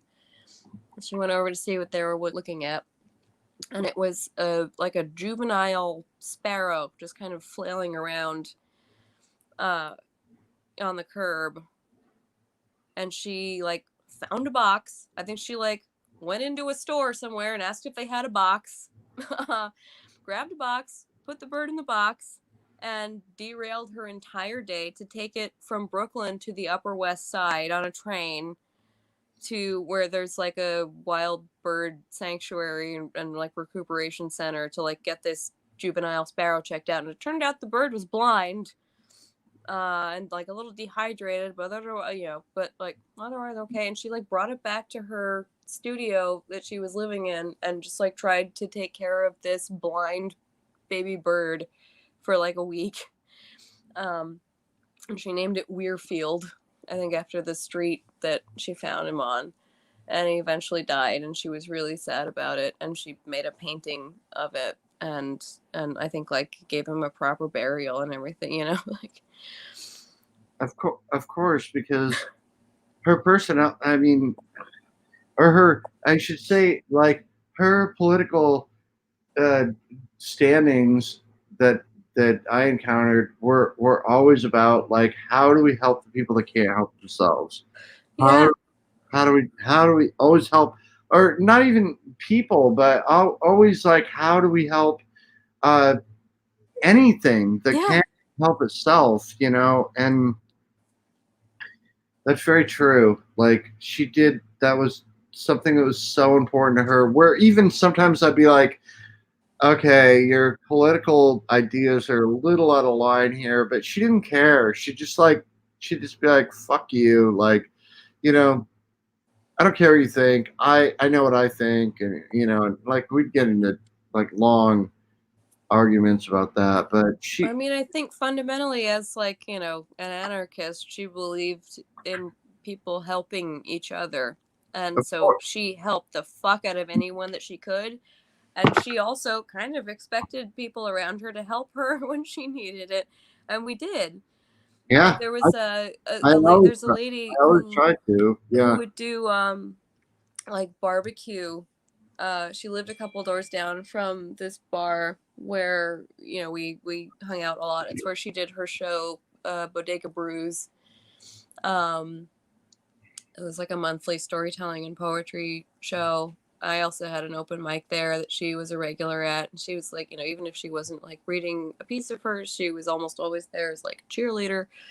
And there was a lady who lived a couple doors down. It was like a, Section 8 tenant. And everyone in the area knew her because she would always like, when the weather got nice enough, just like do barbecue on the sidewalk and sell like, barbecue and sides and stuff. She's like a neighborhood fixture. And it came up that I guess she was like, being forced out of her apartment potentially. And there was some kind of a back and forth about this lady keeping her apartment. And without missing a beat, Kelley put together like a GoFundMe or something, like, let's raise money for and we all did. And she like went and like brought her like, I don't know, $900 in cash or something, like help her keep her apartment. Yeah. One of the things that I think when I hear the two of you talk about Kelley that concerns me is that she did, even though she was independent, she still needed help from her friends. And there's no way she could be out there right now without your help, either emotionally or in other ways. Because she's out of touch, it's deeply concerning. Yeah. Yeah, and I think that's been a concern. That's something I've tried to stress since the very beginning was she wouldn't be. And it's not that she was helpless at all. I'm not saying she was helpless, but she did depend on her friends for things, for a lot of things. She wasn't helpless, but she did depend on her friends for just being able to live the lifestyle that she wanted to live. If you can understand that, it's kind of the punk rock way to live. I mean, she was allowed to, she was able to exist sort of under the radar, off the grid, not use a regular bank account because she had friends who did have bank accounts who would, like, oh, sure, like PayPal me, I'll take it out for you in cash so you can pay your rent, that kind of a thing. That's which, was one of the things that was, could be like a little bit annoying. So like, hey, I would. I mean, well, that makes her more difficult to find too, because we kind of chatted about this earlier. Yeah, she doesn't have a big digital footprint. Yeah, she doesn't have a financial footprint. She's maybe not, working on a W-2s. I mean, these kind of things make it more difficult. Yeah, she did everything off of like personal connections primarily. Right. Yeah, but I think you're discounting the personal connection thing, not necessarily. I'm just saying, listen, people that work on a personal level have friends that it kind of weaves through a community. Okay. Oh yeah. The punk rock community. Like if one person knows another, you're going to end up with somebody who knows somebody that is able to help you. Right. You're not going to live off the grid with a farmer who knows nobody and is willing to take care of you unless he's doing something horrible. I'm just assuming here, right. But Kelley is artistic and Kelley is smart and Kelley has an education. I don't think we've stressed that enough. Kelley has a very good education. She's not somebody that is going to live off the grid and work at whatever it is, Waffle House or whatever. She's going to be a person that knows how to use her resources and go, oh, I know people over here and I know people over there. And do you know this person? And she's going to connect the dots and be with people that know her. She's not going to completely disappear. I don't. I agree with you. And please don't take it that way. And I did, just so you know, I did mention in the chat that Kelley has a degree in art and her master's came from Goddard College, which is a very prestigious alma mater. Right. And so, yes, she is a very educated. I think she worked for a publishing house after she got her master's, or while she was working on it. I don't think a lot of people know how people that are involved with punk rock kind of coexist. independently away from like government institutes and be not having a bank account, which she absolutely did, or and like I said, Kelley wouldn't even change her name because she likes her name. She I likes mean, a point on that. I think the spelling of it was actually her invention. I remember talking to her about this once in a cab. I went with her and a friend to see Wonder Woman, and we had a blast. And then got in a cab like several neighborhoods away to go to the Outpost, the like wine bar in Bed-Stuy that she used to work at, and like we way beyond closed that place down, just like talking about all kinds of things all night. But I think I remember her at some point saying, and I mean I don't have like a picture of her ID. I don't know if anyone does, but I think her like her legal name is spelled like Kelley, like the sort of regular way, and she kind of hated that it was such a popular girl's name growing up and wanted to sort of make it her own. I mean, I have a friend named Lisa who did the same thing. She was like, I'm going to spell it with 2 E's instead of an I. Just sort of like make it my own. And I think she also said like, oh, I thought it was lame because there were a lot of girls named Kelley, but then I found out it was like related to some kind of like, warrior lady from in Ireland or something, or it means something like strong and powerful. So that's fine, but I'm gonna spell it my way. Yeah, it's very her. Yeah. Like, I'm gonna take it and make it mine. Yep, that's what I mean. Like, she was proud of being Kelley Brannon. She's not out there changing her name and being some, having a, alter ego. I don't see it. I just don't see it. Especially everything she's built on the back of being Kelley Brannon. Like, Right. And I didn't mean it that way. I meant as opposed to somebody that has banking habits and has deposits that go in on certain dates and makes payments or sends money here or there at certain times in the month. And for people like law enforcement to be able to subpoena those records is, in my head, the only thing I can think of that's even traceable is that SSI deposit and whatever you're going to call it, and what is on that designated card. Other than that, with her cell phone being prepaid, it depends on the company. I understand it's Metro PCS. There is some difficulty. They're not as trackable as like somebody that has an iPhone through AT&T. It's just not as accurate, and so it makes it a little more difficult. But I'm not discounting her choices by any means. It's just regretful at this point. No, I know, and I thought this like as soon as she, I mean, I think I found out after 3 days or something that she was missing, and I thought, oh geez, fuck, like she's gonna be hard to find. She's just like well, and she's resourceful as hell too. So even for a couple days, 72 hours with no money or whatever, I don't think that would be a huge problem for Kelley. But we're not talking about her like losing or damaging or forgetting to charge a phone would not be like outside of the territory of like characteristic behavior. But over a month, it's like, no, this is not normal at all. She would send out at least once a month a very long email blast to a million people.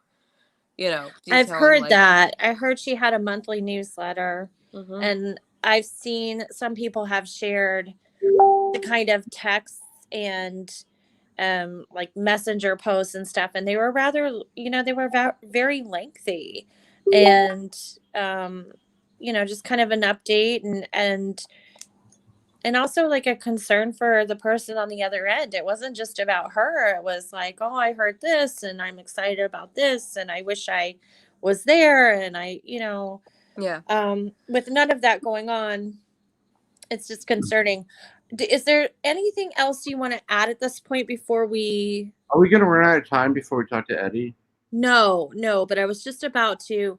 Danielle, are you there? I mean, I know you're there. Yes, I'm here. Okay. Is Eddie still backstage? He is. Are we ready to bring him on? Jane, are you ready? Yeah. Okay. All right. Then let's do that. All righty.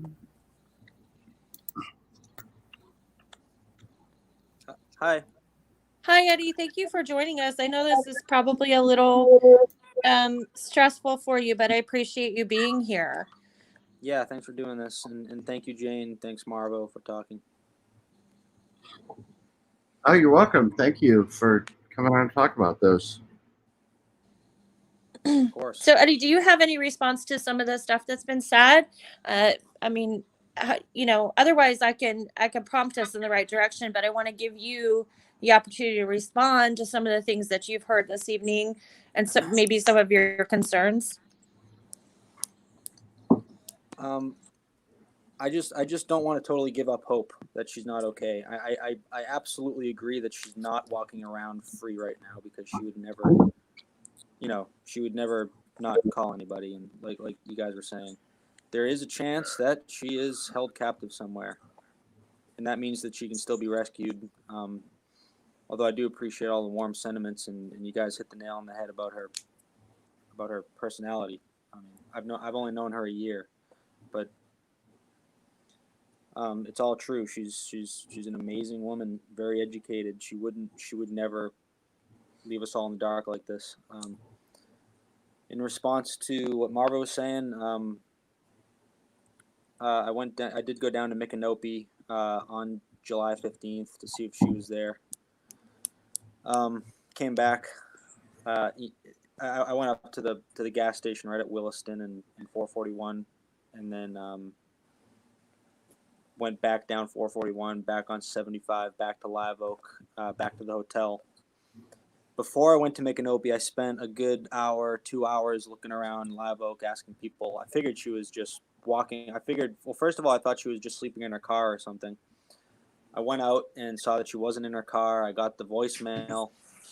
I was immediately panicked at that point. I figured I'm like, she's probably at Reese's or something. She's probably walking around Main Street. She's not going to do this. And she wasn't. So I panicked. I actually made the decision to drive back down to Micanopy, because earlier that night she said that she was driving down there to drop my stuff off, because, paragraphs of text messages while I'm laying in the bed. Just, I'm ignoring it. I don't want to post text messages because they're not too flattering. Would you be willing to send those text messages to me? Absolutely. And anybody privately. I just don't think it's a good idea to post them. Anyway, it's not like she was crying out there drunk and I just let her do it, even though I regret that now. But she was texting me many, many, many things, and I was ignoring it.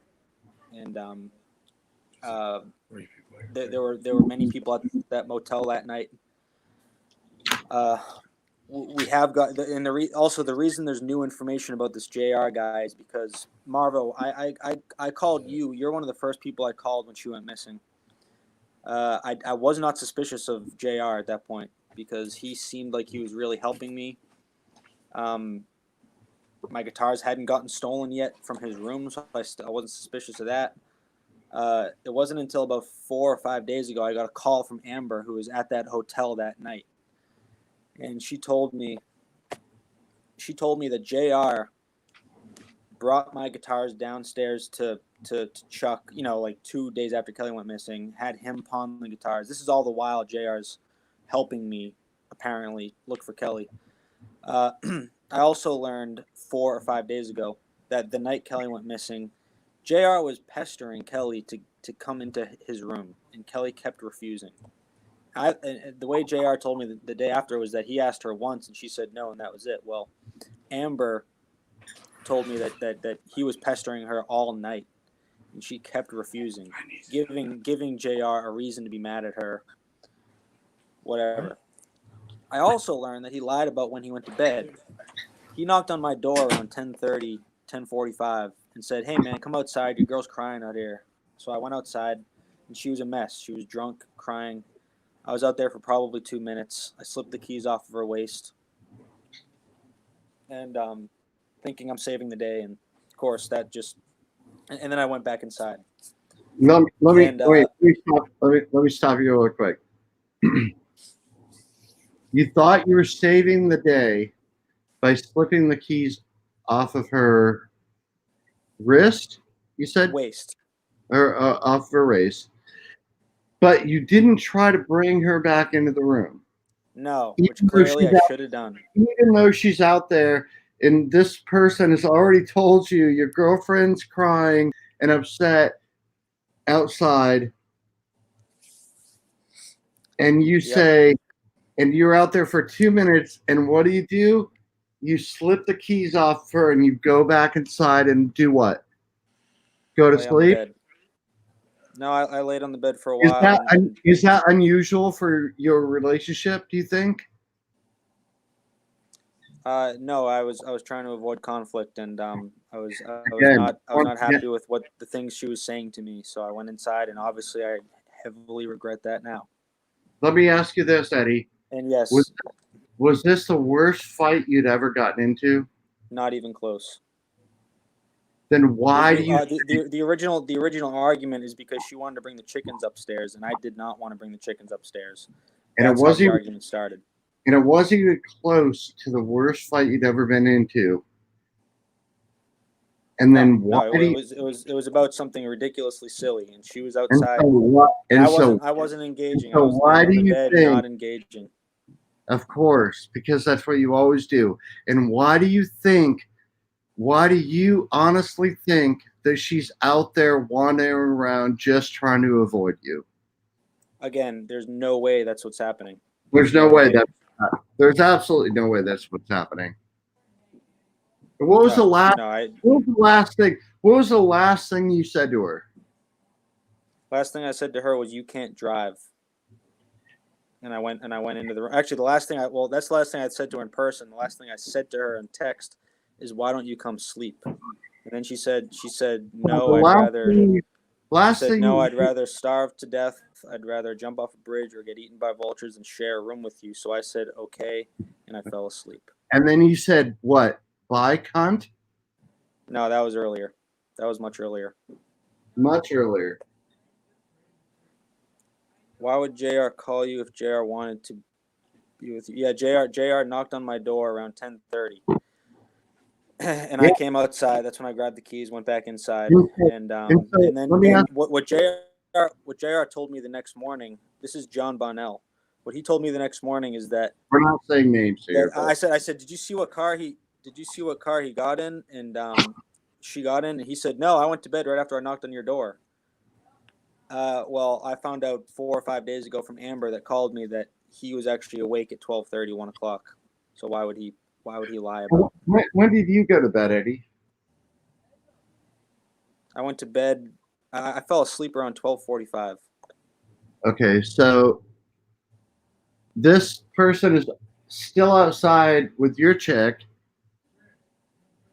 and you went to sleep at about 12:45 and missed her voicemail at around 1. That's when she left me the voicemail at 1. Yeah, and I got it the next morning. And what time did you get up the next morning? I told you all this like 2 or 3 days or a day after she went missing. We had this conversation, but I woke up around 9 o'clock. I'm sorry, Eddie. We'll refer to the notes. Like, we'll just refer to notes if you'd rather. Let's let Eddie. I woke up at 9 o'clock, and she wasn't there. Yeah, she wasn't there, and I panicked immediately. Went into town to see if she was there.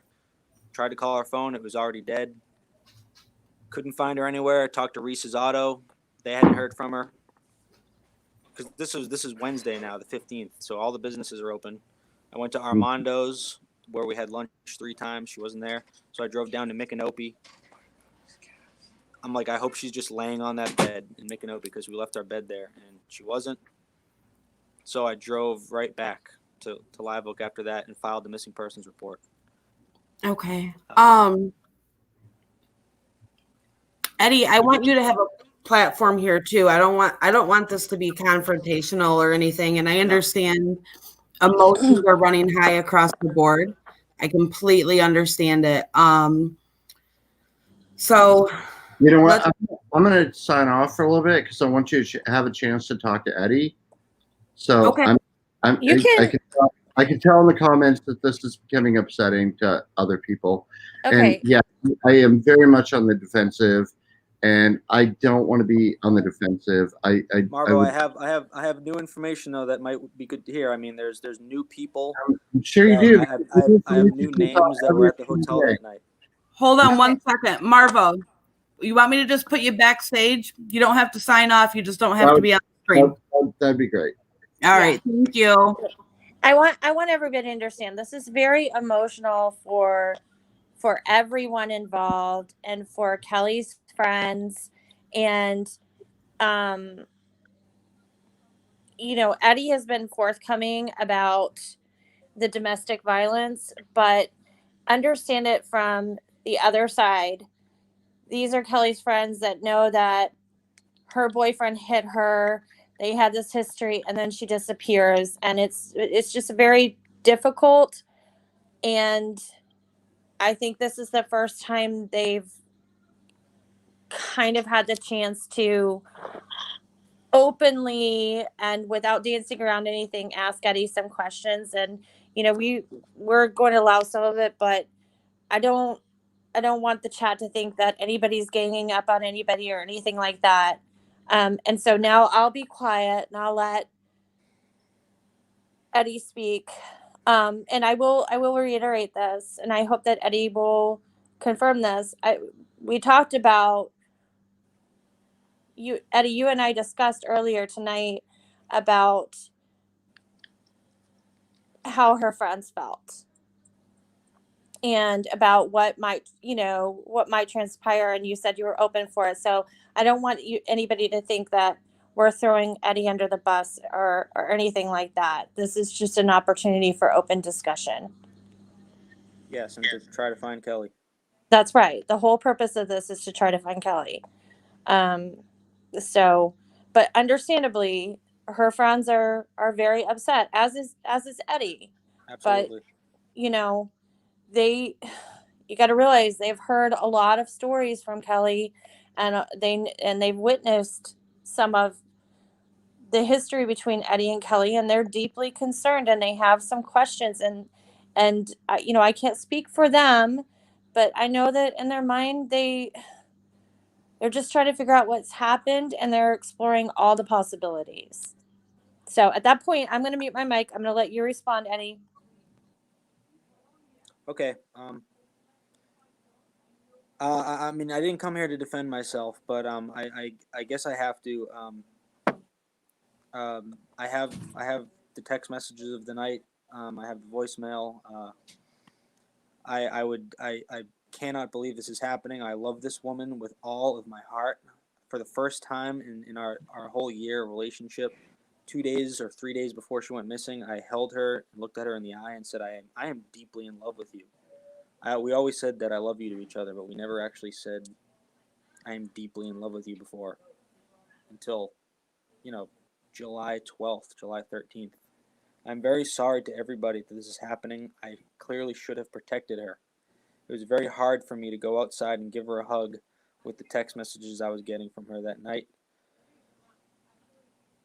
I should have known that we were in a sketchy part of town. I should have known that she does have a tendency to walk off, and I should have went outside and actively. I could have easily prevented the situation, and I am sorry that I did not do that. There is still a chance that she is okay. I know it's been a long time, but people do kidnap people and hold them. And I gotta say, sorry, am I still live? no, go ahead. Oh, just like that's kind of one of my other worst fears, is if anybody saw her and saw a not very big, pretty vulnerable woman and thought like, yeah, I can just take that. That's easy prey. I'll just grab it. Like, God fucking help both of them, because this is why this is one of my worst fears, is if anyone took it into their head to try to take her anywhere that she didn't want to go, I know that she would have fought like hell. Yeah. And I can imagine that anyone nefarious enough to try to, scoop up a strange lady probably wouldn't have a ton of qualms about doing something horrible when she fought back like a caged animal, which I know that she would Yes. if anything like that happened to her. I agree. I think she probably jumped in this person's car. They probably took her phone, and she probably freaked out. But we really don't know what happened. I mean, I'm pretty sure she got in the car because, um, you hear the voicemail, and I know she lied about pressing about getting the hotel room, and she never did report the car stolen. But at the end of it, she just says, "I'm hopping in the car now. All right, bye." I think she hopped in a car. We need to know what car she jumped in. Is the bottom line here? And there's a lot. There were a lot of people at that hotel that night. We got two. I got two new names of people about 5 days ago from two locals they're in Live Oak. I don't want to mention their names, but they Yeah, told me some names. Eddie, if I can ask you something, if you do mention names, please don't mention last names. And for our chat, for the last name you heard, it's the same rules that always apply here. Please don't go real life on anybody. Please don't look for social media profiles, and that's not what we do here. So I won't mention names because okay. it is so public. But and the cops do have this information already, and they are planning on interviewing these people. We just need to know what car she got in. The people were there. People were awake at 12:30, 1 o'clock. I have pretty good confirmation of that because of what this lady that was staying at that hotel told me. But and no also, one saw her go anywhere. Well, I mean, I four guess people. I know it's been discussed before that just like the quality of the audio on the last message doesn't sound like she's outside, and I wonder if there's any kind of I don't know, development or light anyone can shine on what kind of enclosed space she could possibly have been in, where she might also have been able to see traffic or what. That's possible. People are saying that it sounds like she's in a bathroom, but I've had people ask if there's a laundry room at that motel. I've seen several people ask that. I think it's because of the echo in the voicemail message. I didn't hear much of an echo, but she could have been inside. I think she might have just one of those phones that doesn't have much background noise because a car pulled up and she said, "I'm getting into a car." Why would she say I'm getting into a car if it pulled up like in a parking lot? Okay, was there a laundry room at the Sunshine Inn though that you're aware of? Not that I'm aware of. Okay. What kind of phone did she have, Eddie? Do you know, Samsung Alcatel. Okay. Thank you. It's a smartphone. It's purple. She had like a purple case on it. Okay. She texted me that night that she was leaving. She was going to grab her. She says she's got her guitar and she's got her new bag of clothes, which I believe is a carrying case that you hold in your hand. And that's when I said, "Why don't you just come sleep?" And she said no. So I just said okay, and I fell asleep stupidly. I didn't try that hard to get her back in, but I did try. I did send out that one text message. Did you have the sound on your phone on or off? Did you put it on vibrate because it was pinging so much from messages or something? I don't know. I think I probably had it on vibrate. Yeah, and she was just insulting me all night because I yelled at her about the chickens around 6:30 that day when it was still light out because it was a hot day. We got the wrong transmission for the truck. She wanted to bring the chickens up to the room. I knew that was a bad idea, so I yelled at her, and that's what started. And then it just, Kelley, it just snowballs, and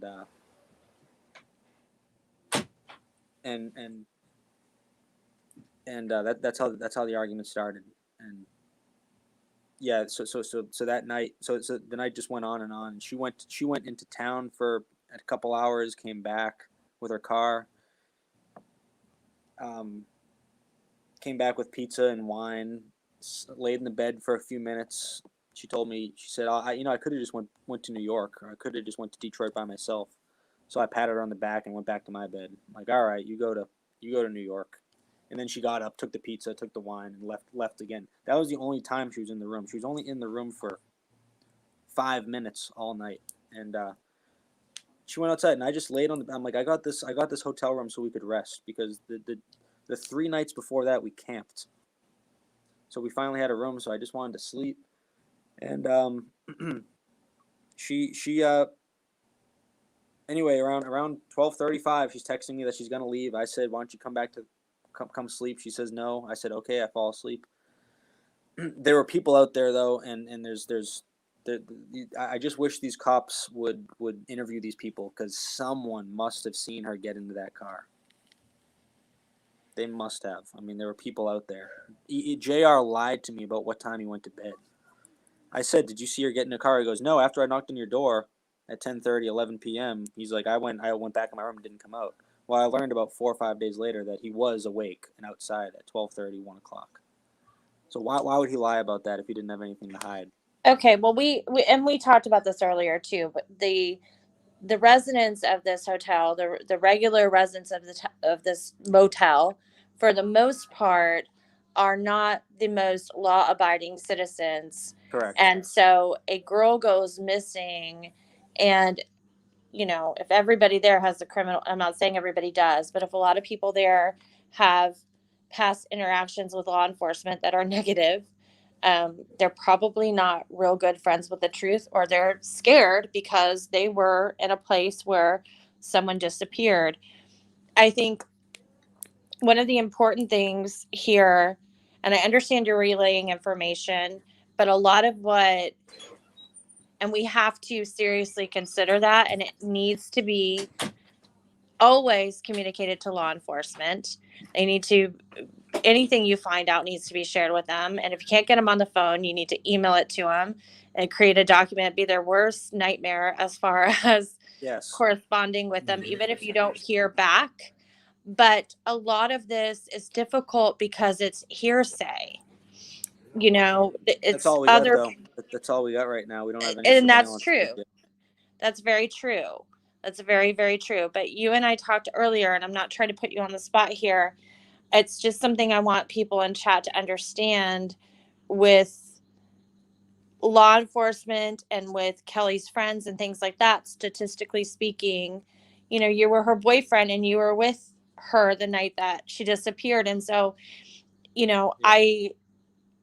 I feel for you in your shoes. I do. And I'm proud of you for being here tonight and for facing what's coming at you. And I appreciate it. So again, thank you. But Thank you. oh, of course. But I think it's difficult for the other people that knew her to even accept that Kelley would get in the car with a stranger, because a couple of them have told me that she was, as much as she was a ballsy girl and an outspoken woman, that probably wasn't something she would have done. And I'm not saying that she didn't, but I've also heard that she was very, except with you, because she was in a relationship with you, she was very careful with other men. Like, she wouldn't go into somebody else's room. Because I even, sat there and thought, well, she was in the stairwell, she was drinking, this, that, and the other thing. Maybe she just got desperate and said, yeah, I'll go use the bathroom in somebody's room because I'm locked out of mine. But her friends say that she was more likely to go outside behind the stairs than take I that agree. chance. I agree with that. Yep. Okay. So I think it's just very, I think, you've got, I think the other thing is that you had just so you understand, you had a platform the other night, and, and you have one again tonight. And, we're just listening, and this is all for Kelley, but for her friends, they haven't had that platform. And I did get some feedback on the original podcast that I'll share with you. And it was that they A lot of people didn't like it because they felt like it was very just one-sided, and Absolutely. they were listening to it and they had their concerns and they were like, what the hell? And I had to say to them, like, well, we didn't have anybody else to talk to.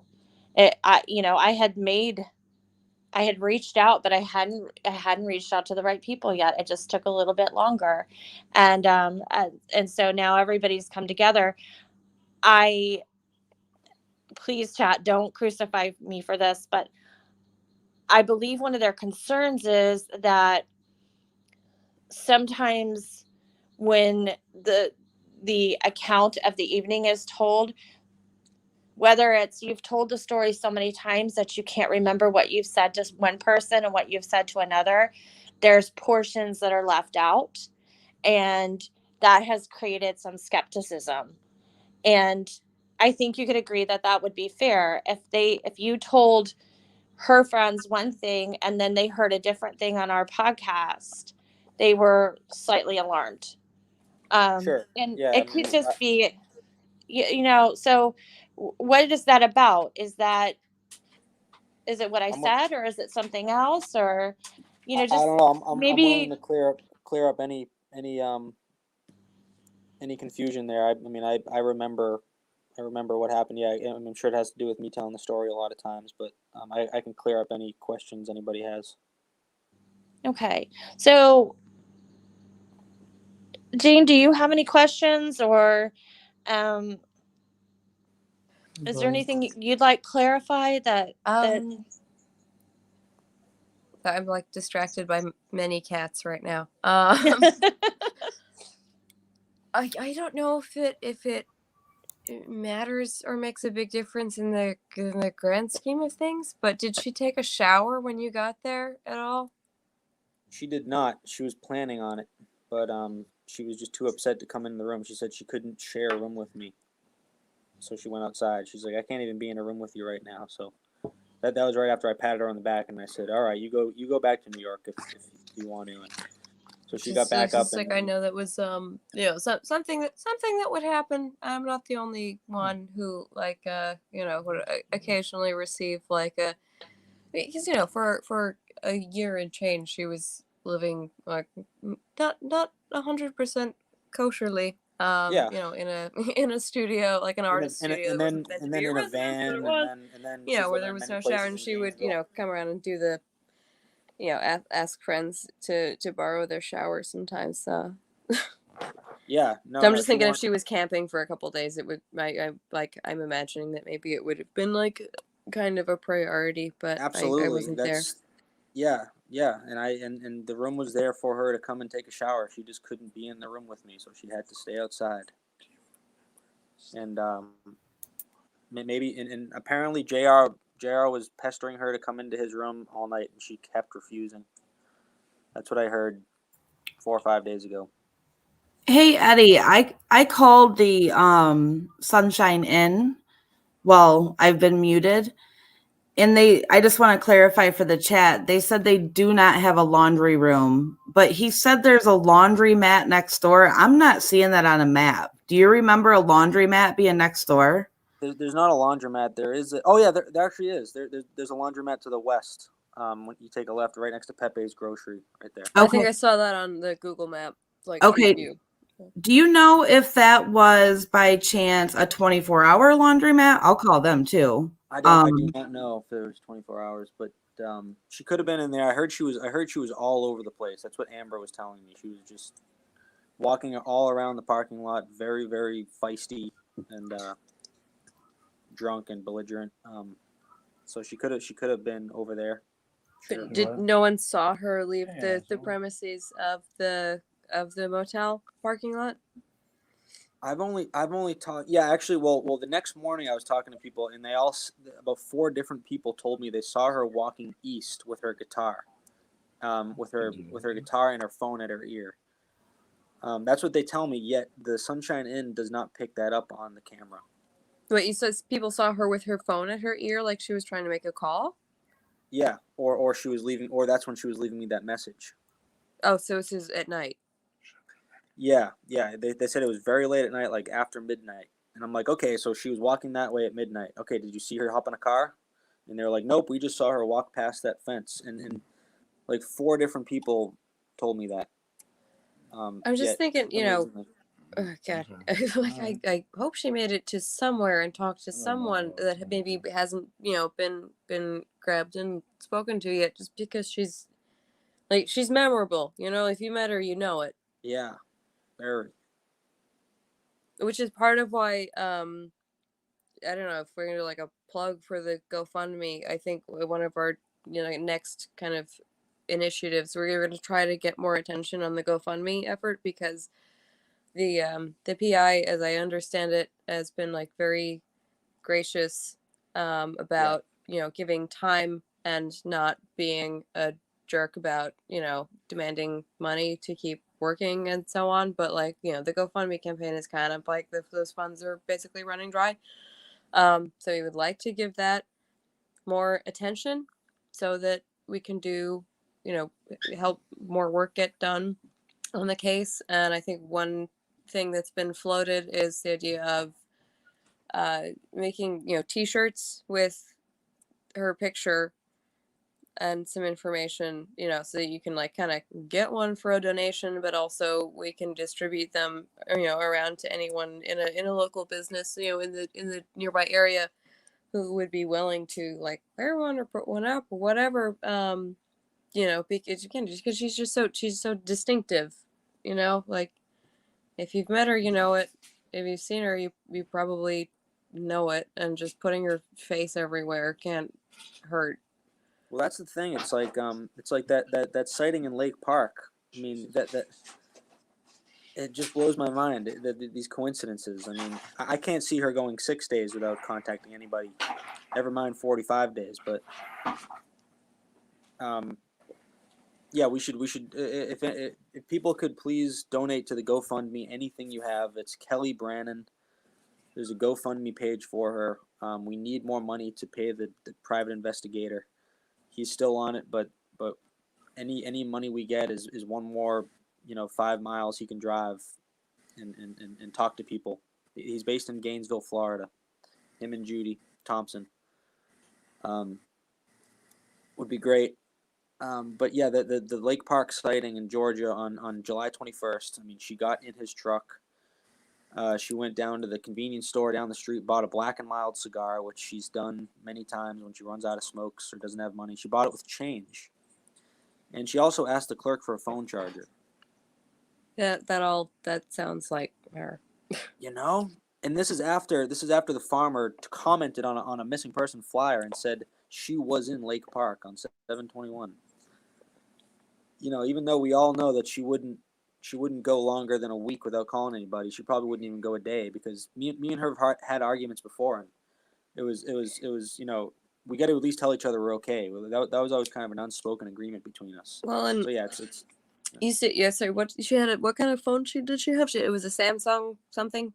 Samsung Alcatel, I think. It's a smartphone. Do you know like what kind of charger that has? If it's a relatively common one, because I feel like every fucking schmuck in the world has like an iPhone, and we all share chargers with each other. Yeah, like it's candy. no, it's not. Would It's that be a more relatively difficult to... unique. It's a relatively unique charger, so it would be. I think it would be pretty hard for her to find one for that, actually. But right when I went in that car the next morning, I saw that her purse was still there. I saw that there was an empty bottle of rum on the floor, and I saw that her phone charger was still there. I said, this is not good. But that could have been her in Lake Park. That's where I'm getting my hope. How long was it between the alleged sighting and when this person said, I saw her? When she went missing in the sighting? No, between when you said there was a sighting on the 21st. Is that when the guy said he saw her, or Yeah. or Oh.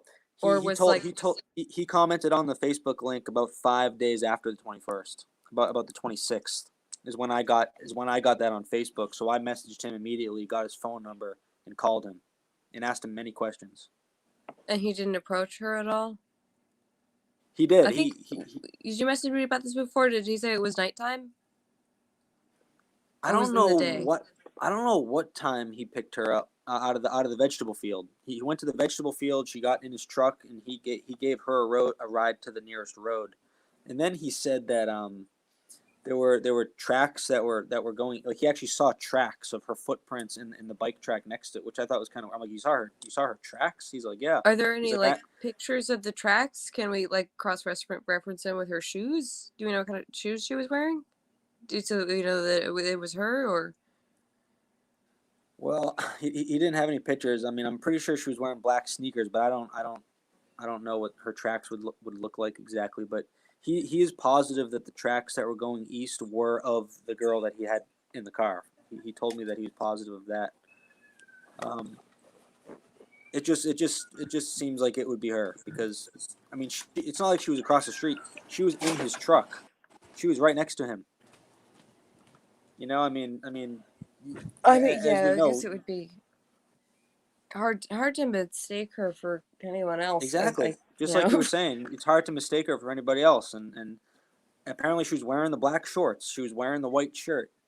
Oh no, Did she she was still wearing have a the hat on? Because I know there was no, like a surveillance picture of her with like no. the sun She hat. left the hat in the car. She left the hat in the car, and but regardless whether that was her or not, we still got to figure out which car she got in. You know, because I'm pretty sure, based on listening to that, and she does have an extensive hitchhiking background, and she was very drunk. I do think she just hopped in a car with a stranger. I don't know if the cops have gotten her call history yet, because Metro PCS needs a court order to get the call history. I don't know if they've gotten that yet. I hope they have, because then they can see if she made a call to somebody, even though she doesn't know anybody in that town. So I don't know who she would have called. It's just that's where I'm at. That's where I'm at with this. Talking to the cops, talking to locals. I think we're very close to the cops talking to somebody that says, yeah, I saw her get into a car that night. Oh, I didn't know she was missing. Yeah, she got into a whatever, and it was this person. Okay, now we have a lead. I mean, I heard that there was people partying that night, late at night, at that hotel. That's what I heard. Where'd that come from? That came from Amber and another local that wants to remain nameless. But apparently she talked to JR's friend, and he said that he invited him to that motel that night, and he didn't go. But there was two other girls that were there, and those are the names that I gave to law enforcement and the PI to go talk to them.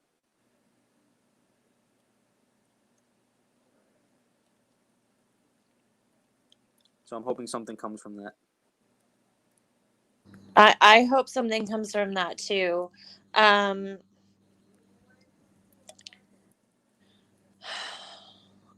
So Marvo would like to come back, and I know he can hear me. What I don't want this to be is, I want it to be discussion. Yes. And you will, if you're asked something that, if it's something that you don't want to answer for some reason, of course, that's your prerogative. But I don't want this to be super confrontational. I don't want people to think we're putting, Eddie on the hot seat because Eddie has chosen to be here. And I do respect you for that. And you've been very cooperative. So I just need to know before we do anything else that that's the kind of situation that we're going to have, because this is about Kelley. This isn't about, Absolutely. Absolutely, it's about Kelley, and I'll actually go a step further. There's going to be no confrontation. If there is, I'll just mute mics, because we have to handle this in a healthy way. Yeah, and if I have any inconsistencies of what I've said, I'm happy to clear those up. Okay. Are you okay with talking with Marvo again? Yep. Okay. Okay. All right. Let me add Marvo in here. One moment.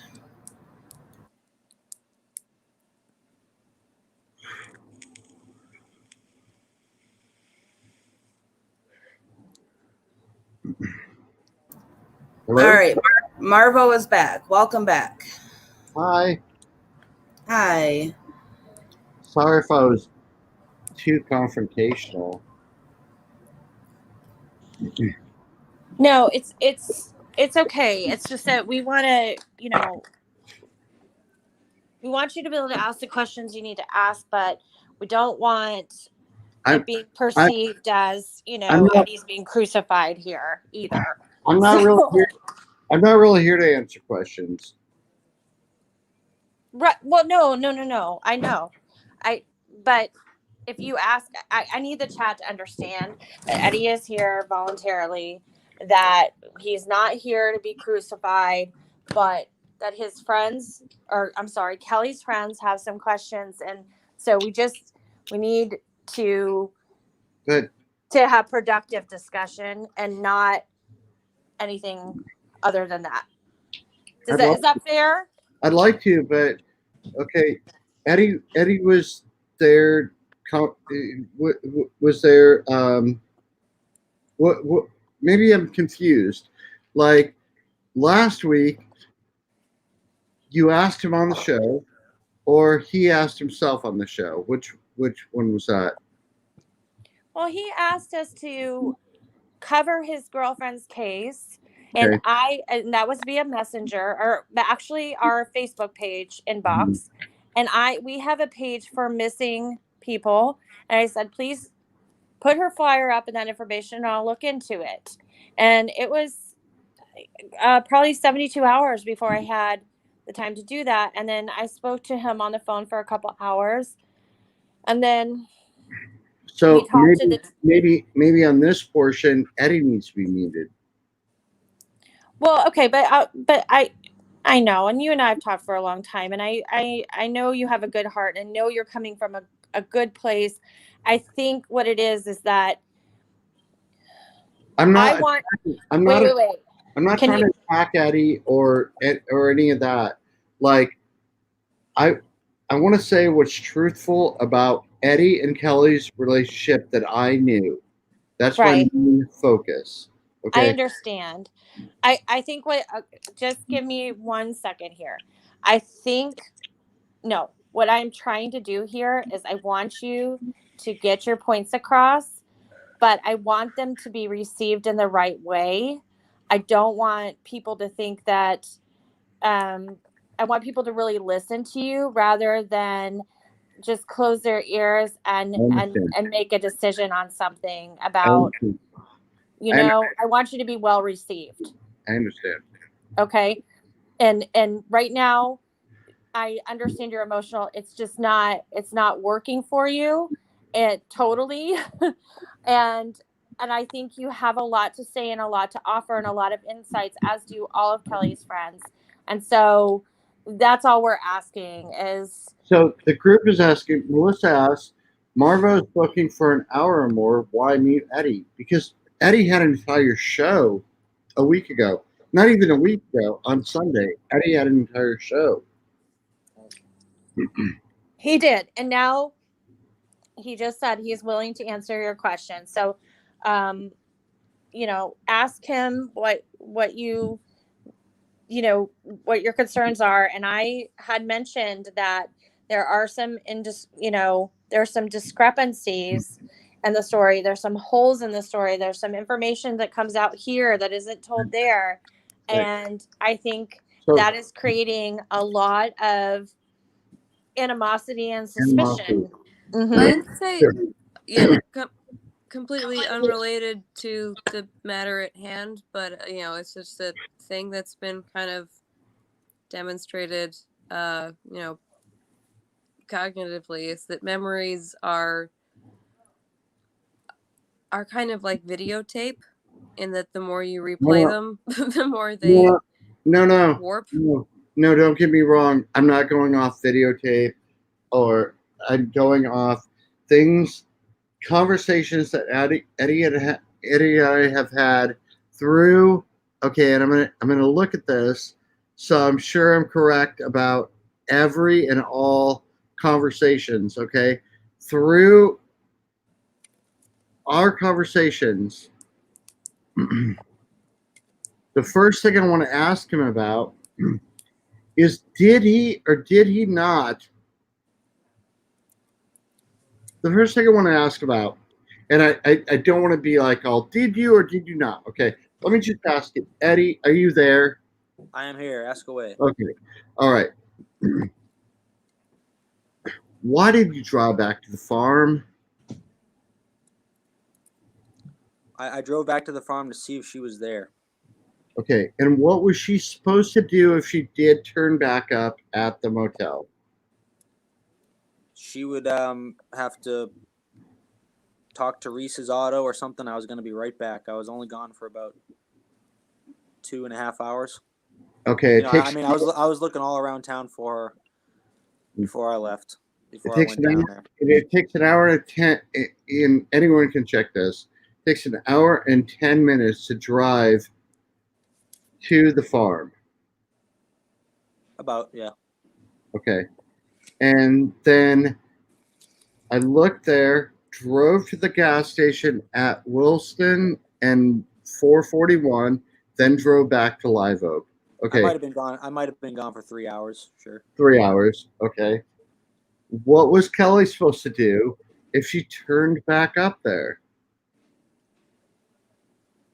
She could have gone to Reese's Auto. She could have borrowed somebody's phone and you know, she could have done many things. I mean, she could. I mean, we were hanging at Reese's Auto for most of the, for a lot of the day before that. She could have, and then Reese's Auto could have called me and said, "Eddie, she's right here." Because before I went to make an Opie, I went to Reese's Auto, told her In the, that I mid- can't in find her. in the middle of the night, she turns back up at Reese's Auto. Middle of the night. Now, when did you go Well, no, to? I went back to Live Oak right after I went to make an Opie, and then that night I got another room at the Sunshine Inn. When? What time? I don't know. Probably 7, 8 o'clock. I probably checked in. I have no idea. That was on the 15th, the night of the 15th. I got another room at the Sunshine Inn. Okay. Eddie, I Yeah. think they're questioning. Maybe you can clear it up. I think one of the things that her friends are concerned about is why. Do you have an explanation for checking in and out of the motel every day? And I also, this is two-part, but we weren't in your shoes. We weren't in the moment, but I think there's some concern. I think there's a lot. I'm not going to discount it. There's a lot of concern that your girlfriend is missing. It's her car. And I realized you didn't have another car to drive, but you left the motel where, that was the home base. She doesn't really know. She doesn't know anybody in Live Oak. Okay. Yeah. And you leave with her car. And on the chance that she walks back and her car isn't there and you're no longer a guest in the motel would be extremely distressing to her. And let's assume that she doesn't have a phone anymore. What is she supposed to do?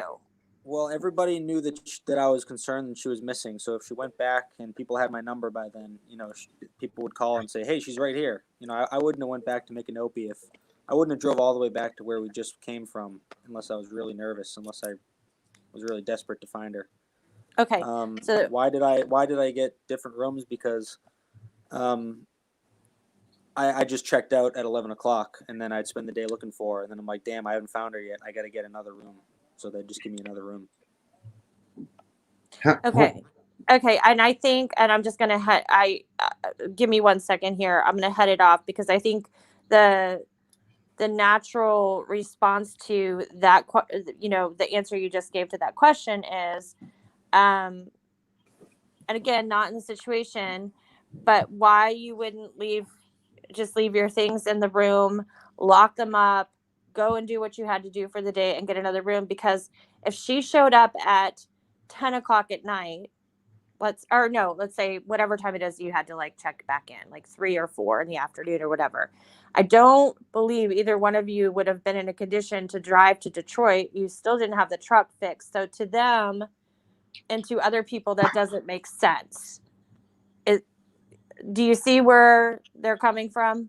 Not really. Like, it doesn't make sense that that I wouldn't I mean, all of her stuff was in her car. I wasn't gonna unload all of her stuff. I just I just I don't understand. I don't. Well, I okay. I would Okay. check out. I would check out of the room. I would look for her, and then at night I was like, damn, I got to get another room because I haven't found her Okay. yet. I will clarify it for you. I think what the line of thinking is that why wouldn't you just assume you needed another night there and not check out? Because if Kelley comes walking up at 4 o'clock in the afternoon, you're gonna have to get a Walking room up to anyway. walking up to the Sunshine Inn. You find her, okay? You find her under whatever circumstance at the laundromat, at a Chinese restaurant, wherever, right? Right. Whatever circumstance, and you're overjoyed and yay, and she's safe and everything else. You're 99% sure that you're going to need a room for the night because I don't think either one of you are in any place to go and drive to Oh. Detroit at this point. Your stuff is stuck in your truck at the mechanics. It's not fixed. You have the wrong transmission. You still have that to deal with. And so I think that is Right. bothering them in their head about why that happened. And that's just basic stupidity and lack of just foresight. I just checked out. I'm like, and I don't have that much experience getting hotels. I guess I just would check out and look for her. And like, if I need another room tonight, I'll get one. And that's Okay. why on the 17th, when JR said, "Hey man, you want to put your stuff in my room because you're changing rooms every day and you're driving around with all that weight in the car," I'm like, "Yeah, great, thanks. You're a trustworthy guy because you're helping me look for Kelley, and thanks." So I put a bunch of stuff in his room around July 17th, and then of course he brought 2 guitars and my amp downstairs and had his buddies sell them or pawn them at a downtown pawn shop, which the cops already found. But that just proves that JR is like a total liar. But Okay, yeah, that's Mom, just another point. there's someone in the chat that did say something, and I haven't been really good about acknowledging the chat tonight. I've been letting you guys talk, and she says, they didn't have to stay at the hotel if she was found. They could have stayed outside or in the car or in the tent like they did during the beginning of the trip. Yeah, we had a tent. Yeah, the only thing, that I'm going to bring up is that there is, and I'm going on, what I've been told about Kelley's history and something that Jane said earlier as well. Kelley it was her habit. She would have wanted to take a shower. She would have wanted to do these things. So and her friends are fairly certain, and they've known her for a very long time. A lot of these people lived with her or, took care of her or whatever at one point in Brooklyn for 9 years. You know, I think it really bothers her friends about the checking in and the checking out. And so, they wanted an answer about that, and they wanted an answer about the farm. And I will tell you that I know I'm kind of acting as a mediator, and I'm sorry, and I'm going to back off in a minute, but when you told me the story, you and I talked 2 or 3 times before you were on the live, and in none of those times did you mention the trip back to Micanopy. And then when I talked to her friends, that was something that came up, and it was kind of like a wow moment for me because, I had talked to you and I had you tell me the story over and over to the point where you were probably livid with me. But, and and there were other people on the phone line too. So I think that, that created, when 2 different groups of people start comparing notes and they find inconsistencies, it can be upsetting to them. And I'm not saying there isn't a logical explanation for it, but you've got to understand the concern on their side. I understand. I guess the reason I probably didn't bring it up before is because it was so fruitless.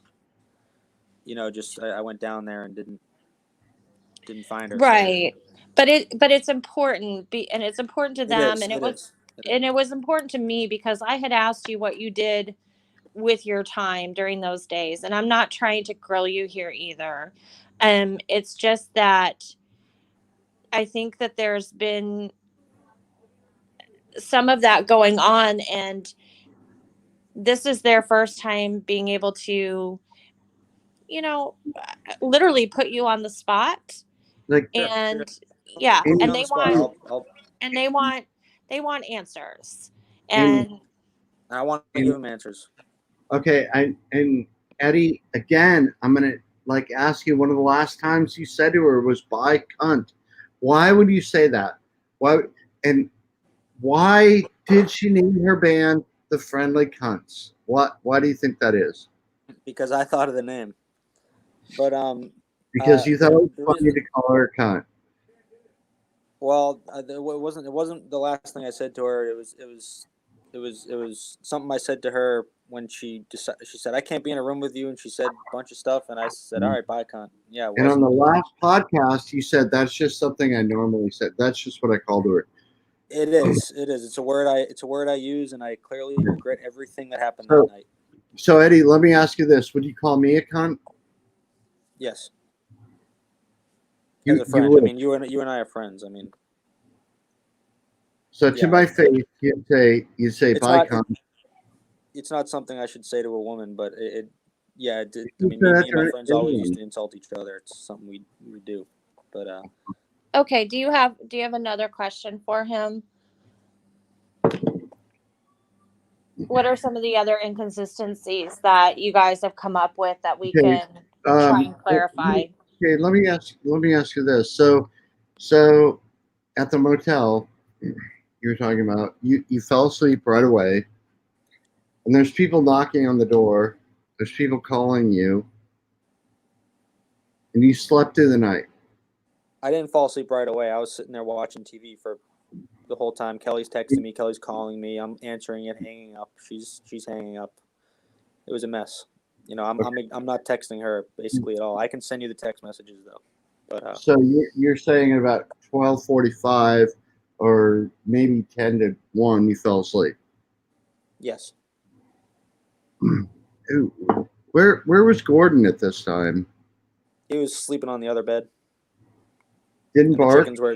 chickens were downstairs, and that's another reason Kelly was outside, because we couldn't get all the chickens back in the dog kennel. A few of them we couldn't catch, so that's another reason she wouldn't want to come inside, because she didn't want to leave the chickens. I'm like, it's fine. They'll perch up on the fence. They'll survive. We'll get them in the morning. It'll be okay. But she So wanted to stay outside, so I went back in the room. so Kelly was trying to spend time with the chickens. Yeah, she didn't want to go inside the room until all 8 of the chickens were inside the dog kennel. But I was like, they'll be fine. I know chickens. They'll perch. We'll get them in the morning. And so Gordon the dog is in the room with you. Yeah, we got a whole farm with us on the road. And you say you slept from about 10 to 12 until about 9 in the morning. Gordon doesn't bark once, although you already said there was like 2 black men or a couple of big black guys knocking on your door, and other people knocking on your door, and in fact your girlfriend might have even been knocking on the door, and you just slept completely soundly. You didn't wake up. Correct. Yeah, that's what one of the big black guys said the next morning. He said, "I was knocking on your door." He's like, and I told her you were asleep. And that's what's interesting, is the fact that and I'm surprised that Gordon didn't bark too. I'm a deep sleeper, but the next morning, yeah, he said that he was knocking on my door and told Kelly that I must be sleeping. And the first thing in that voicemail is Kelly saying, "Oh, you're sleeping," which makes me think that she was either in the parking lot of the Sunshine Inn when she left me that voicemail, or she wasn't far at all from And so Sunshine Inn. But you also told her that you were going to bed, right? I didn't tell her much. I mean, yeah, I was told. I probably on the phone before that. I told her, I'm like, I am trying. I got this hotel room so we could sleep. And her whole thing was, you stole my car. This whole time, the girl that you loved with all your heart was in the parking lot with a bunch of strangers that you just met that night, right? Yeah, and also the girl that was sending me a so- lot of paragraphs of insulting text messages. Yeah, Insulting, I found it very hard to go out and give her a hug. Now I And very so, much regret that. and so when did you say you drove back to the farm? July 15th, probably around, I don't know, 3 p.m. Oh, 3 p.m. Because Okay. I spent all day looking for her probably around 3 p.m. I don't know what time. I would say probably around 3 p.m. I really don't know, though. I just went down there. I was like, maybe she's in the bed. Nope, she's not sleeping in the bed. Because if she's going to get a ride anywhere, it's either going to be north or it's going to be right down to Micanopy. So I thought I'd try it. Because I was panicking. And it probably wasn't a smart thing to do. And her And it phone was so was already fruitless. off. Yeah, her phone was off. I texted. The first thing I texted her in the morning is, "What are you doing?" And but she never got that text message. I do know that her phone was on until 2:10 a.m. She left me the voicemail at 1 a.m. I went on her Google account to try to ping her phone, and it didn't give me a location, but it did say that her phone was on for another hour and 10 minutes after she left me that voicemail. So that if they did ping her phone and got a location, you know, they would get the location of wherever she was an hour after she got in that car, which would be very useful. But I don't know if the cops have pinged it yet. What car? What car? I don't know. The car that she said she was getting into at the end of that voicemail. Do you really think that she got into a car? I personally really do. But didn't you? Because let's face it. Let's face it. She's not still walking around. Didn't you at one point say that you could have heard her leaving the voicemail if she was in the next room? If she was in the next room, yeah. I mean, yeah. Although I was sleeping, so I mean, she Right. might have been in JR. She might have been in JR's room. But how People would are saying that. People are saying that her voicemail sounds like she's inside. You know what? Wait. Let me just interrupt here. I think that people want to hear the voicemail again. I think the reason that Marvel is asking you this is because you had made a statement saying they were paper thin walls. So, you know, that makes her friends skeptical about you not, if she was next door and if she had gone into JR's room, which most people, including you, agree that she wouldn't, you know, that you would have heard it. I think they're concerned that, you know, I don't know your dog. I think there are concerns that a dog in a hotel in a strange place with people knocking on the door would be upset by that. I don't know if Gordon is a barker or not, but that is something that has come up. So all those things are what are really getting under her friend's skin and causing deep concern. And you are the only person there, meaning Yes. you're Kelley's person. And I know. I think, and then on top of it, you know, there's a lot of people saying Kelley wouldn't get into a car with somebody. She just wouldn't do that. And so she drank a bottle of rum and a bottle of wine that night. Okay, so what is just so that we're clear, what would the intention be of her getting into a car with somebody? Would it be to scare you, to piss you off? Is it a game or whatever? Because, I mean, you know, what was she going to do? Ride around the block? I think that's, you know, that's not necessarily coming from me. That's, you know, Right. I I would say that because I took her keys, she took her car registration out of the glove box. That's what she texted me. Right. Before I said, "Why don't you come sleep?" She said, "I got your car. I got the car registration Right. because you can't steal." I mean, Okay. she was absolutely out of it. She actually was convinced that I stole her car because I took her keys. Right. She was Well, not in her right mind. I've heard that it's her personality to be tit for tat too. Yes, That's it right. absolutely is. That's right. Like Marvo actually told me a story about how she helped him move a sofa into his house, and then he was supposed to do a favor for her, and then she canceled the favor because something happened. And then she decided the day that favor was supposed to occur, it was all back on. And he was like, whoa, like, it's not just me that was going to help out. And he goes into another room in the house and comes out, and little Kelly's trying to push the couch back outside because she's like, you know, I'm taking back my favor if you're not going to do yours. So Exactly. And Exactly. that's separate. And then like when she couldn't get the couch outside, she comes back inside and takes my lighter, like, and it's like, I'm taking your lighter, you know. And so I would call her to be funny. I'd call her and like I'd be like, oh, this is Marvin's lighter. Like, please reunite me with Marvin, you know. Like, I mean, like that's the type of person like she was tit for tat always. So if she's taking the registration out of the car and going down the street, she's expecting Eddie to go, don't call the cops and say that I Right. stole your car. Like now you have the registration. Like Kelley, like first of all, Eddie's gonna be like, she baits. She baits people. Baits yeah. me. First of all, Eddie's gonna be like, what the fuck ever, you know. But second of all, like she's probably going to be looking through some window, like, is he going to come chasing after me? Is he going to be looking for me? You know. And when he doesn't, she's disappointed. Of course, you know. So we have the voicemail on the screen, but and we're gonna play it.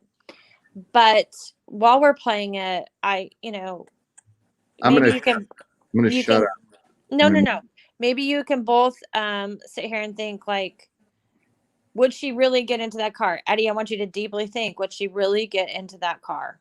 Or was this a game? Was that just something she said because she thought you were going to hear that voicemail right away and look out the window or go outside? And she was, no, well, let me finish. And she would, wait, let me finish. And she was going to have the opportunity to, maybe she was somewhere within your eye line of like giggling at you, chasing after her. Is that a possibility? Yeah, for sure. Okay. I don't know where else she would have went though, except that right. car. No, I understand, and I understand that's your hope, and that's what you're holding on to, And and that's the only thing you have to go on.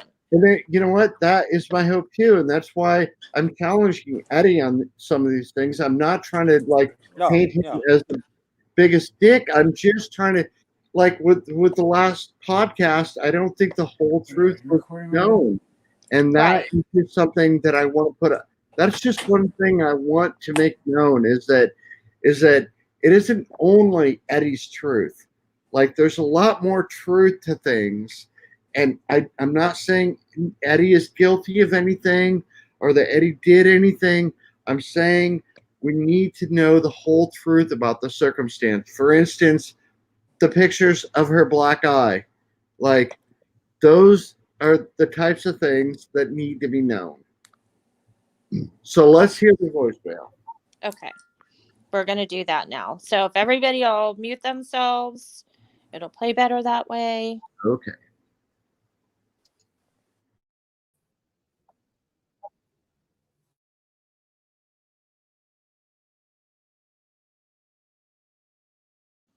Sometimes it takes just a moment. So until I see it rolling, I understand you don't think it's fair for Eddie to need to explain how or why Kelley would get into a car. I'm not asking him to explain. I'm asking if he thinks, based on some of the other arguments they've had and things, if that's a possibility about why. Because everybody else has kind of been, asking the same thing.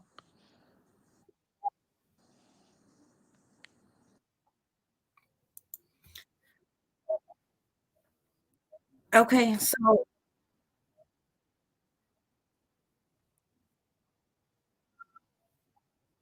yes.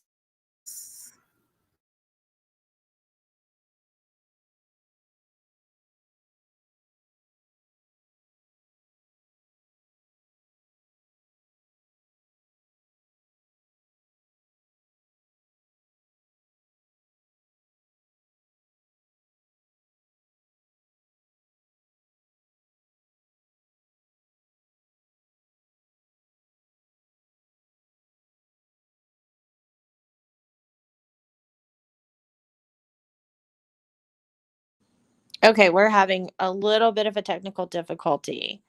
So let's just give Danielle a minute. Yeah, and Eddie, I'm watching the chat. Okay, I know you can't hear it. We're gonna fix it. We apologize. It's real life. It happens. Let's see what you guys are saying. You're saying, why would he put this out in a public forum if he were responsible for her missing? Nobody was looking for her. Okay, her friends are looking for her. We're just trying to. Here's the thing: you've got a group of friends that are skeptical, and you've got Eddie on the other side. And if they could get their questions answered in a in a perfect world, they could all work together because Eddie was the last person with her, and they are deeply concerned. They have some concerns. Why isn't Eddie showing up on video? Well, that's his choice. I mean, Danielle and I don't either. For whatever reason. I did say earlier when people were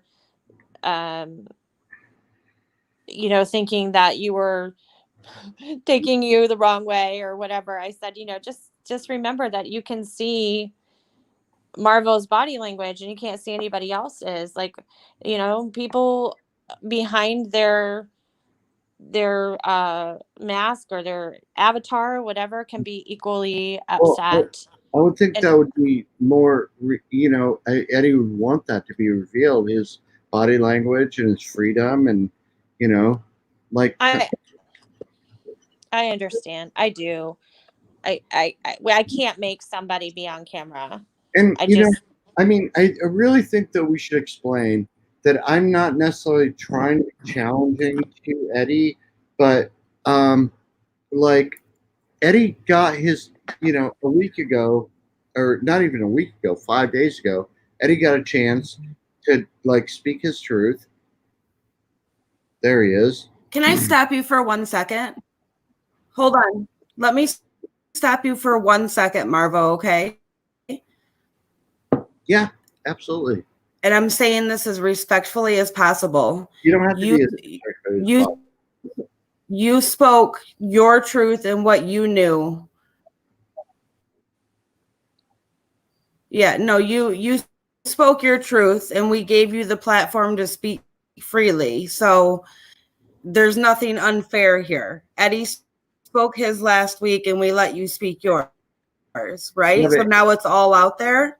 But I think that's fair to say. No, that's not fair to say because Danielle, Eddie didn't speak on video except for a small portion of time.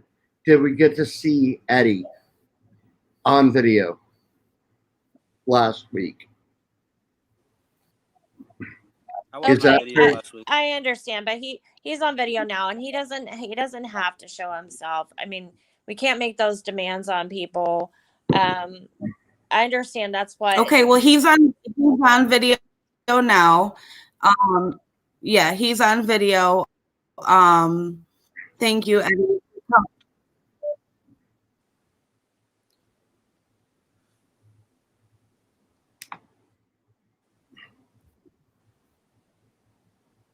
I know. I can see the chat going crazy. Please stop attacking Eddie. Body language. Very important. Who cares if he's on video? So I'm gonna play the voicemail and we're gonna have to figure this out. So here it goes.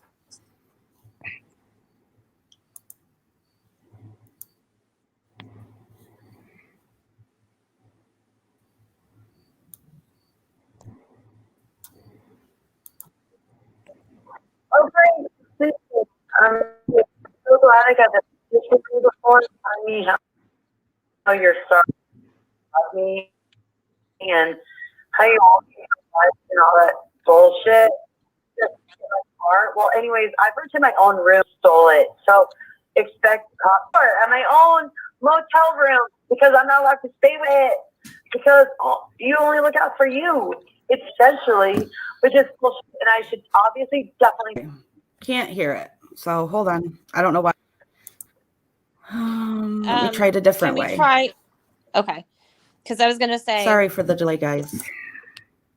Can you hear Sorry. me? Danielle, can you hear me? Danielle can't hear me. Okay.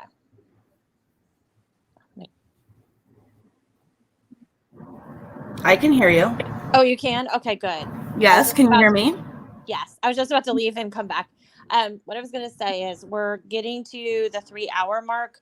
So I guess we'll try to play the voicemail and maybe try to play the pre-recorded message from her friend that we have. And then we're going to have to continue this at another point, Okay, I believe.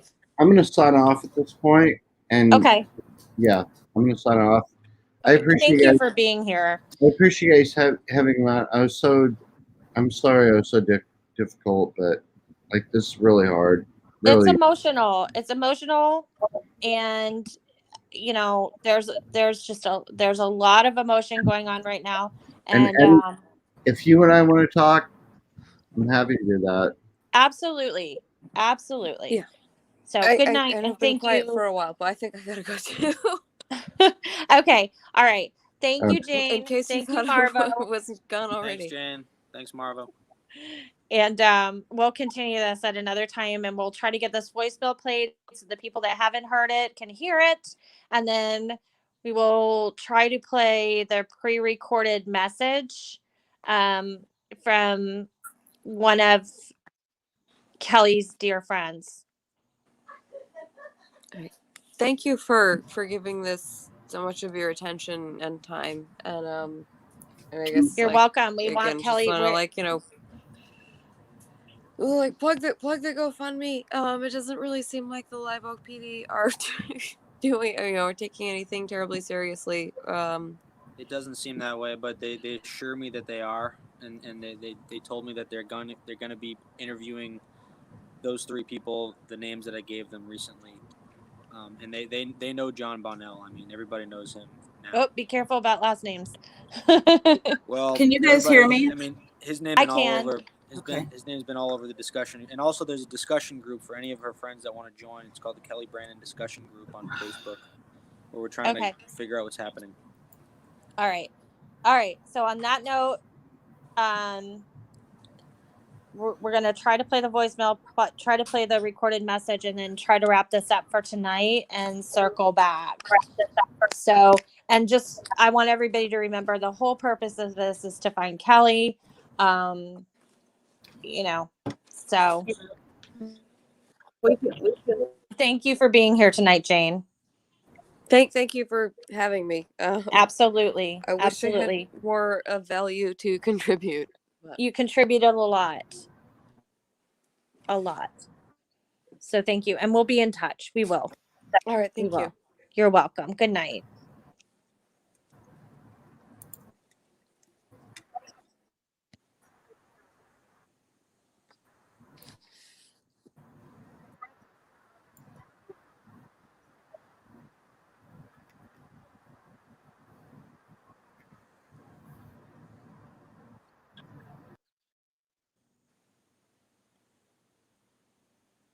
All right. Just for a second, I think we lost Danielle. This happens sometimes. We apologize. Let me see if I can pull up.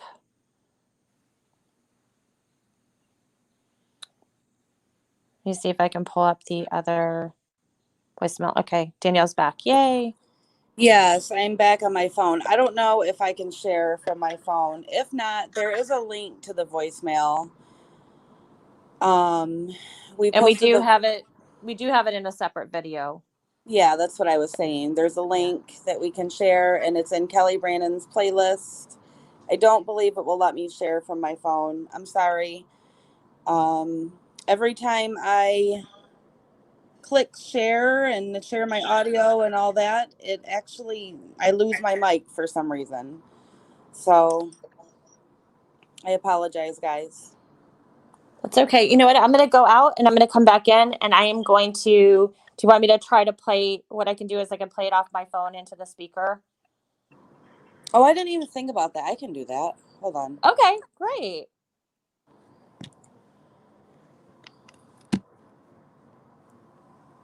Sometimes you have to wiggle your way around technology.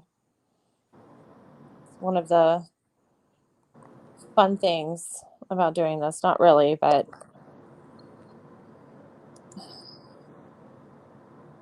we're going to get to it, guys. I promise. Let me take a look at the chat. Let me catch up. Yeah, I'll be to it in just 1 second. Sure. Thank you, Irish, for dropping that link, and Manda did too. So that's the audio of Kelley's voicemail. Hopefully it's loud enough. All right, let's try this. All right, I'm muting my mic. Oh, great, you're sleeping. I'm so glad I got the message from you before telling me how you're sorry and you love me and how you want me so much and all that bullshit just to get my car. Well, anyways, I've rented my own room at the Sunshine Inn and I've reported my car stolen and told them who stole it. So expect cops knocks at your door and I will be right next door at my own motel room because I'm not allowed to stay with you because what is you paying? Oh, you get the benefit because you only look out for you. It's your money. It's just for you, but my money is for both of us, essentially, which is bullshit. And I should obviously definitely do the Detroit thing on my own or go to Iceland. Like, you are not a partner. You're not a partner. You turn on me a split second. You turn me out of nowhere. And I deserve way better. I did nothing to be called a fucking stupid idiot. And I did nothing to be called a cunt. So, you know, I'm sick of your abuse. So go find. Oh, I'm going to get in a car right now. All right, bye. All right, so there you have it. Did everybody hear that okay? I heard it loud and Yep. clear. Okay, good. I know that's hard for you to listen to over and over again, Eddie. I'm sorry. I've been listening to it. Yeah, I'm sure that's difficult, and I'm sure it's difficult for Jane to hear and all of No, Kelley's other it's good to friends. get it out. Yeah. It is. I mean, I'm sorry. Can we someone knows play what caused the this. Can we play the pre-recorded message the same way? Yes, I can. Let me make sure that this is it. Let's see how long it is. Hold on.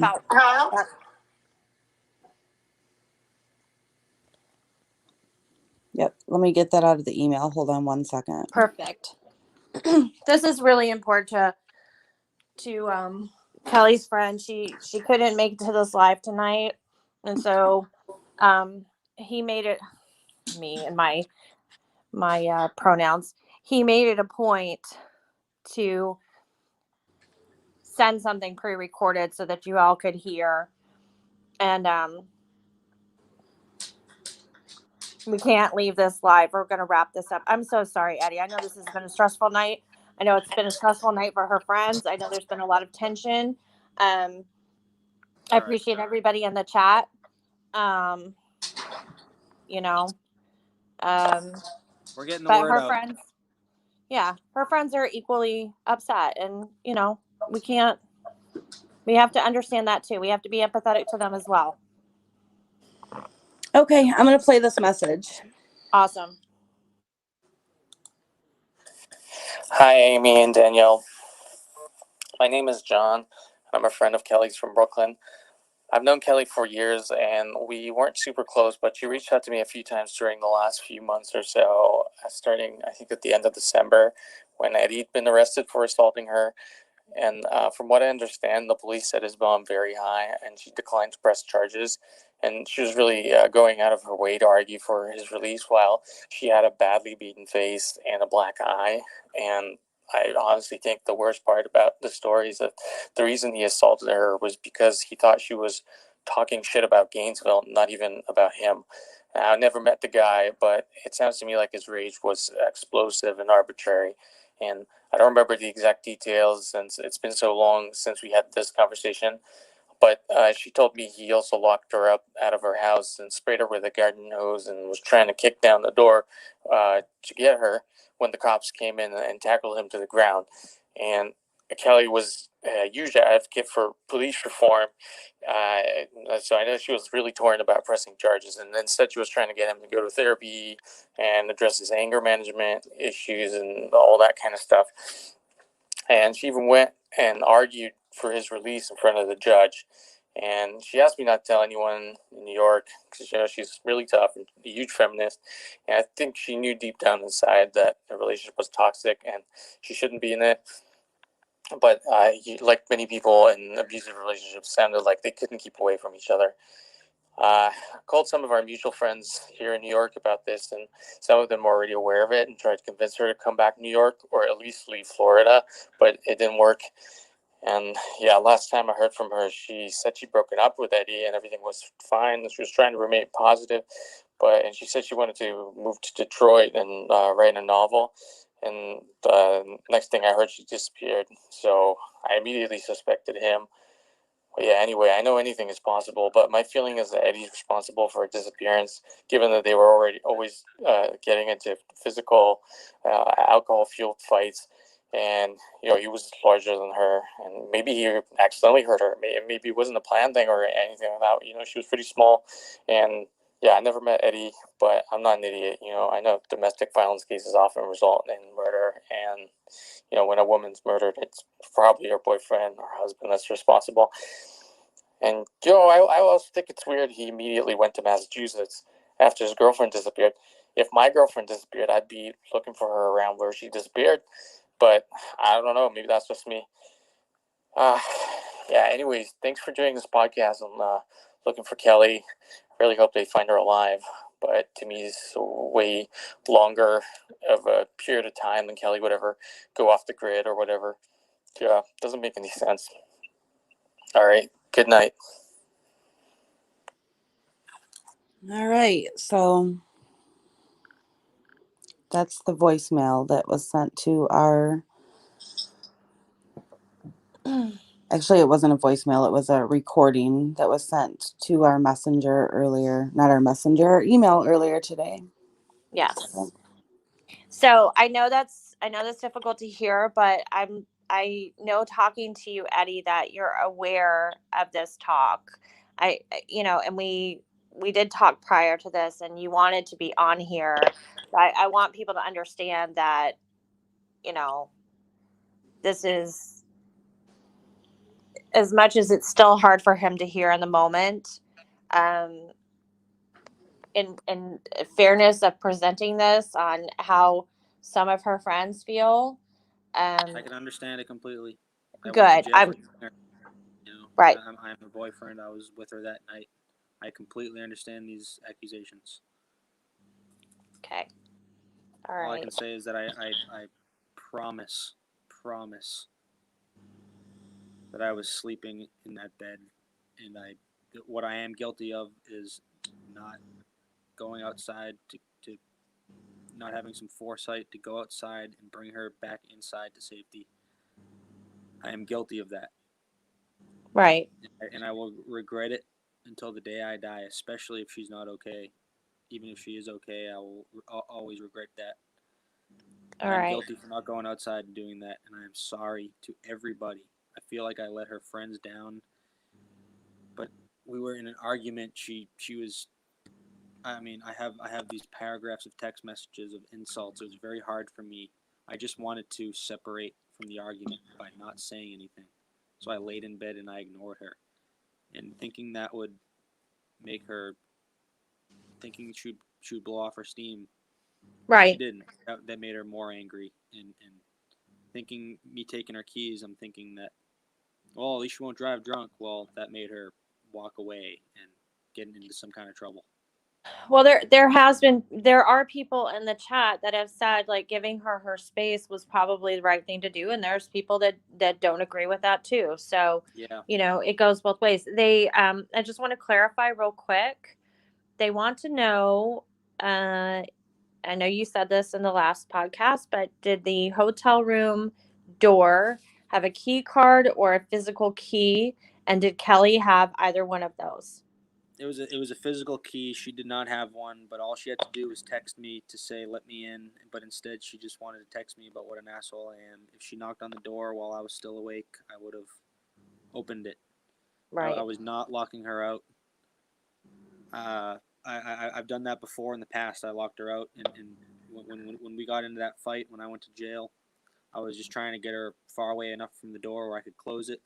I ended up hitting her in the face during that. We were both throwing punches. I still regret it to this day because I gave her a black eye. I hurt her. I went to jail. That was the worst thing that's ever happened. That was the only time I've ever been arrested in my life. And up until last July, up until 6 weeks ago, that was the worst thing that's ever happened in my life. Now this, of course, is the worst thing that's ever happened because I love Kelley so much. I would also like to respond. I didn't go to Massachusetts immediately. I looked for her for 4 days. I felt like I did everything I could do in the area. I also felt I took my friend Saeed's advice and my sister's advice and went back home. I couldn't keep getting hotel rooms. We left that place in Gainesville, Micanopy. I thought maybe I'll, I did an interview with the cops, with Captain Roundtree. They looked through the car. I asked them more than once if it was okay that I left. They said, yeah, that's fine, no problem. And I was a little surprised actually. But it's been 6, not 8 weeks. It's been 6.5 weeks. She's been missing. But and then they said, yeah, that's fine, you can leave. And I put her stuff in the back of my truck, and this took a while, and this was very painful because I was actually preparing to leave Florida without my girlfriend. And I was at Reese's Auto, and I was doing this. I put all of her stuff in the back of my truck, all of my stuff in the back of her car. I also took her purse and laptop with me so I could have her, important things. So her stuff is still down at Reese's. Her stuff is still down in Live Oak in the back of my truck, being protected by those people. And then I drove up, hoping maybe I'll be closer to her when I'm up here. Maybe I'll see her driving. When I was driving up, I put flyers. Before I left Live Oak, I put flyers all over Live Oak. I talked to every area business. I talked to everybody that we talked to while we were there. Nobody had seen her. Yeah, I drove up on the 19th. She went missing on the night of July 14th, morning of July 15th. I drove up to Mass on the 19th, 20th. Eddie, are you watching the chat as well? Yes. Okay, because so I want your take on this because her friends, some of the people in the chat are saying, maybe she's hiding or whatever, and her friends are absolutely adamant, 100%, that she wouldn't be able to stay away from you. She wouldn't be able to stay away from her art. No. She wouldn't be able to stay away from her friends. So is that something you and her friends can agree on? Absolutely. I've been trying to keep that off the table since she went missing. I mean, there is no way that she would ever go this long, and it keeps getting brought up, but it absolutely shouldn't be. I mean, I would love that to be the case. It is possible that she might have lost her mind along the way, and I mean, there are cases like that where someone bumps their head and gets amnesia, and they don't know who they are, but they're still surviving, and that's possible. But if not, then yeah, she would never go this long without contacting anybody. I mean, she is a very social person. Yeah. She's she's held captive if anything, or she's walking around and she's lost her mind or something. Or she's hurt. Yeah. Okay. All right. There's many possibilities. I'm not giving up on this. I don't want this to be her funeral. I want this we don't want you to give up either. We don't. I just needed that clarified because I believe that's one thing that you and her friends can agree upon. She would not be hiding. None of you think that that's a possibility. Correct. Okay. All right. Well, I thank you for being here tonight. We're going on 3 hours and 20 minutes right now. So we're going to wrap this up. I will be in touch with you, Eddie, afterwards, the same way I'll be in touch with her friends. For the people that left voice messages to be played, for Marva for calling in, thank you. For Jane for participating, thank you. For our chat, I know it was a somewhat tumultuous evening. It got a little rocky down there. You know, we appreciate you sticking with us. And on that note, I'm just going to ask you all on the way out, if you like this video, please hit a thumbs up, hit the subscribe button, turn on the notification bell so you never miss a live. Thank you to our mod squads for supporting us, our mod squad, our bomb squad down there for Raquel. It's so nice to see you here tonight. Irish, thank you. Manda, Christina, Joe, Danielle, am I missing anybody? I think you got them all. Thank you guys, all of you, Yeah. for being there. And I think we're going to have to continue this one for sure. Definitely. So remember the Kelley Brannon hashtag. And on that note, thank you, Danielle. Thank you, Eddie. Thank you for everybody that was on panel. Thank you, chat. And good night. Everybody Good have a night. good night. Spread the word. Bye-bye.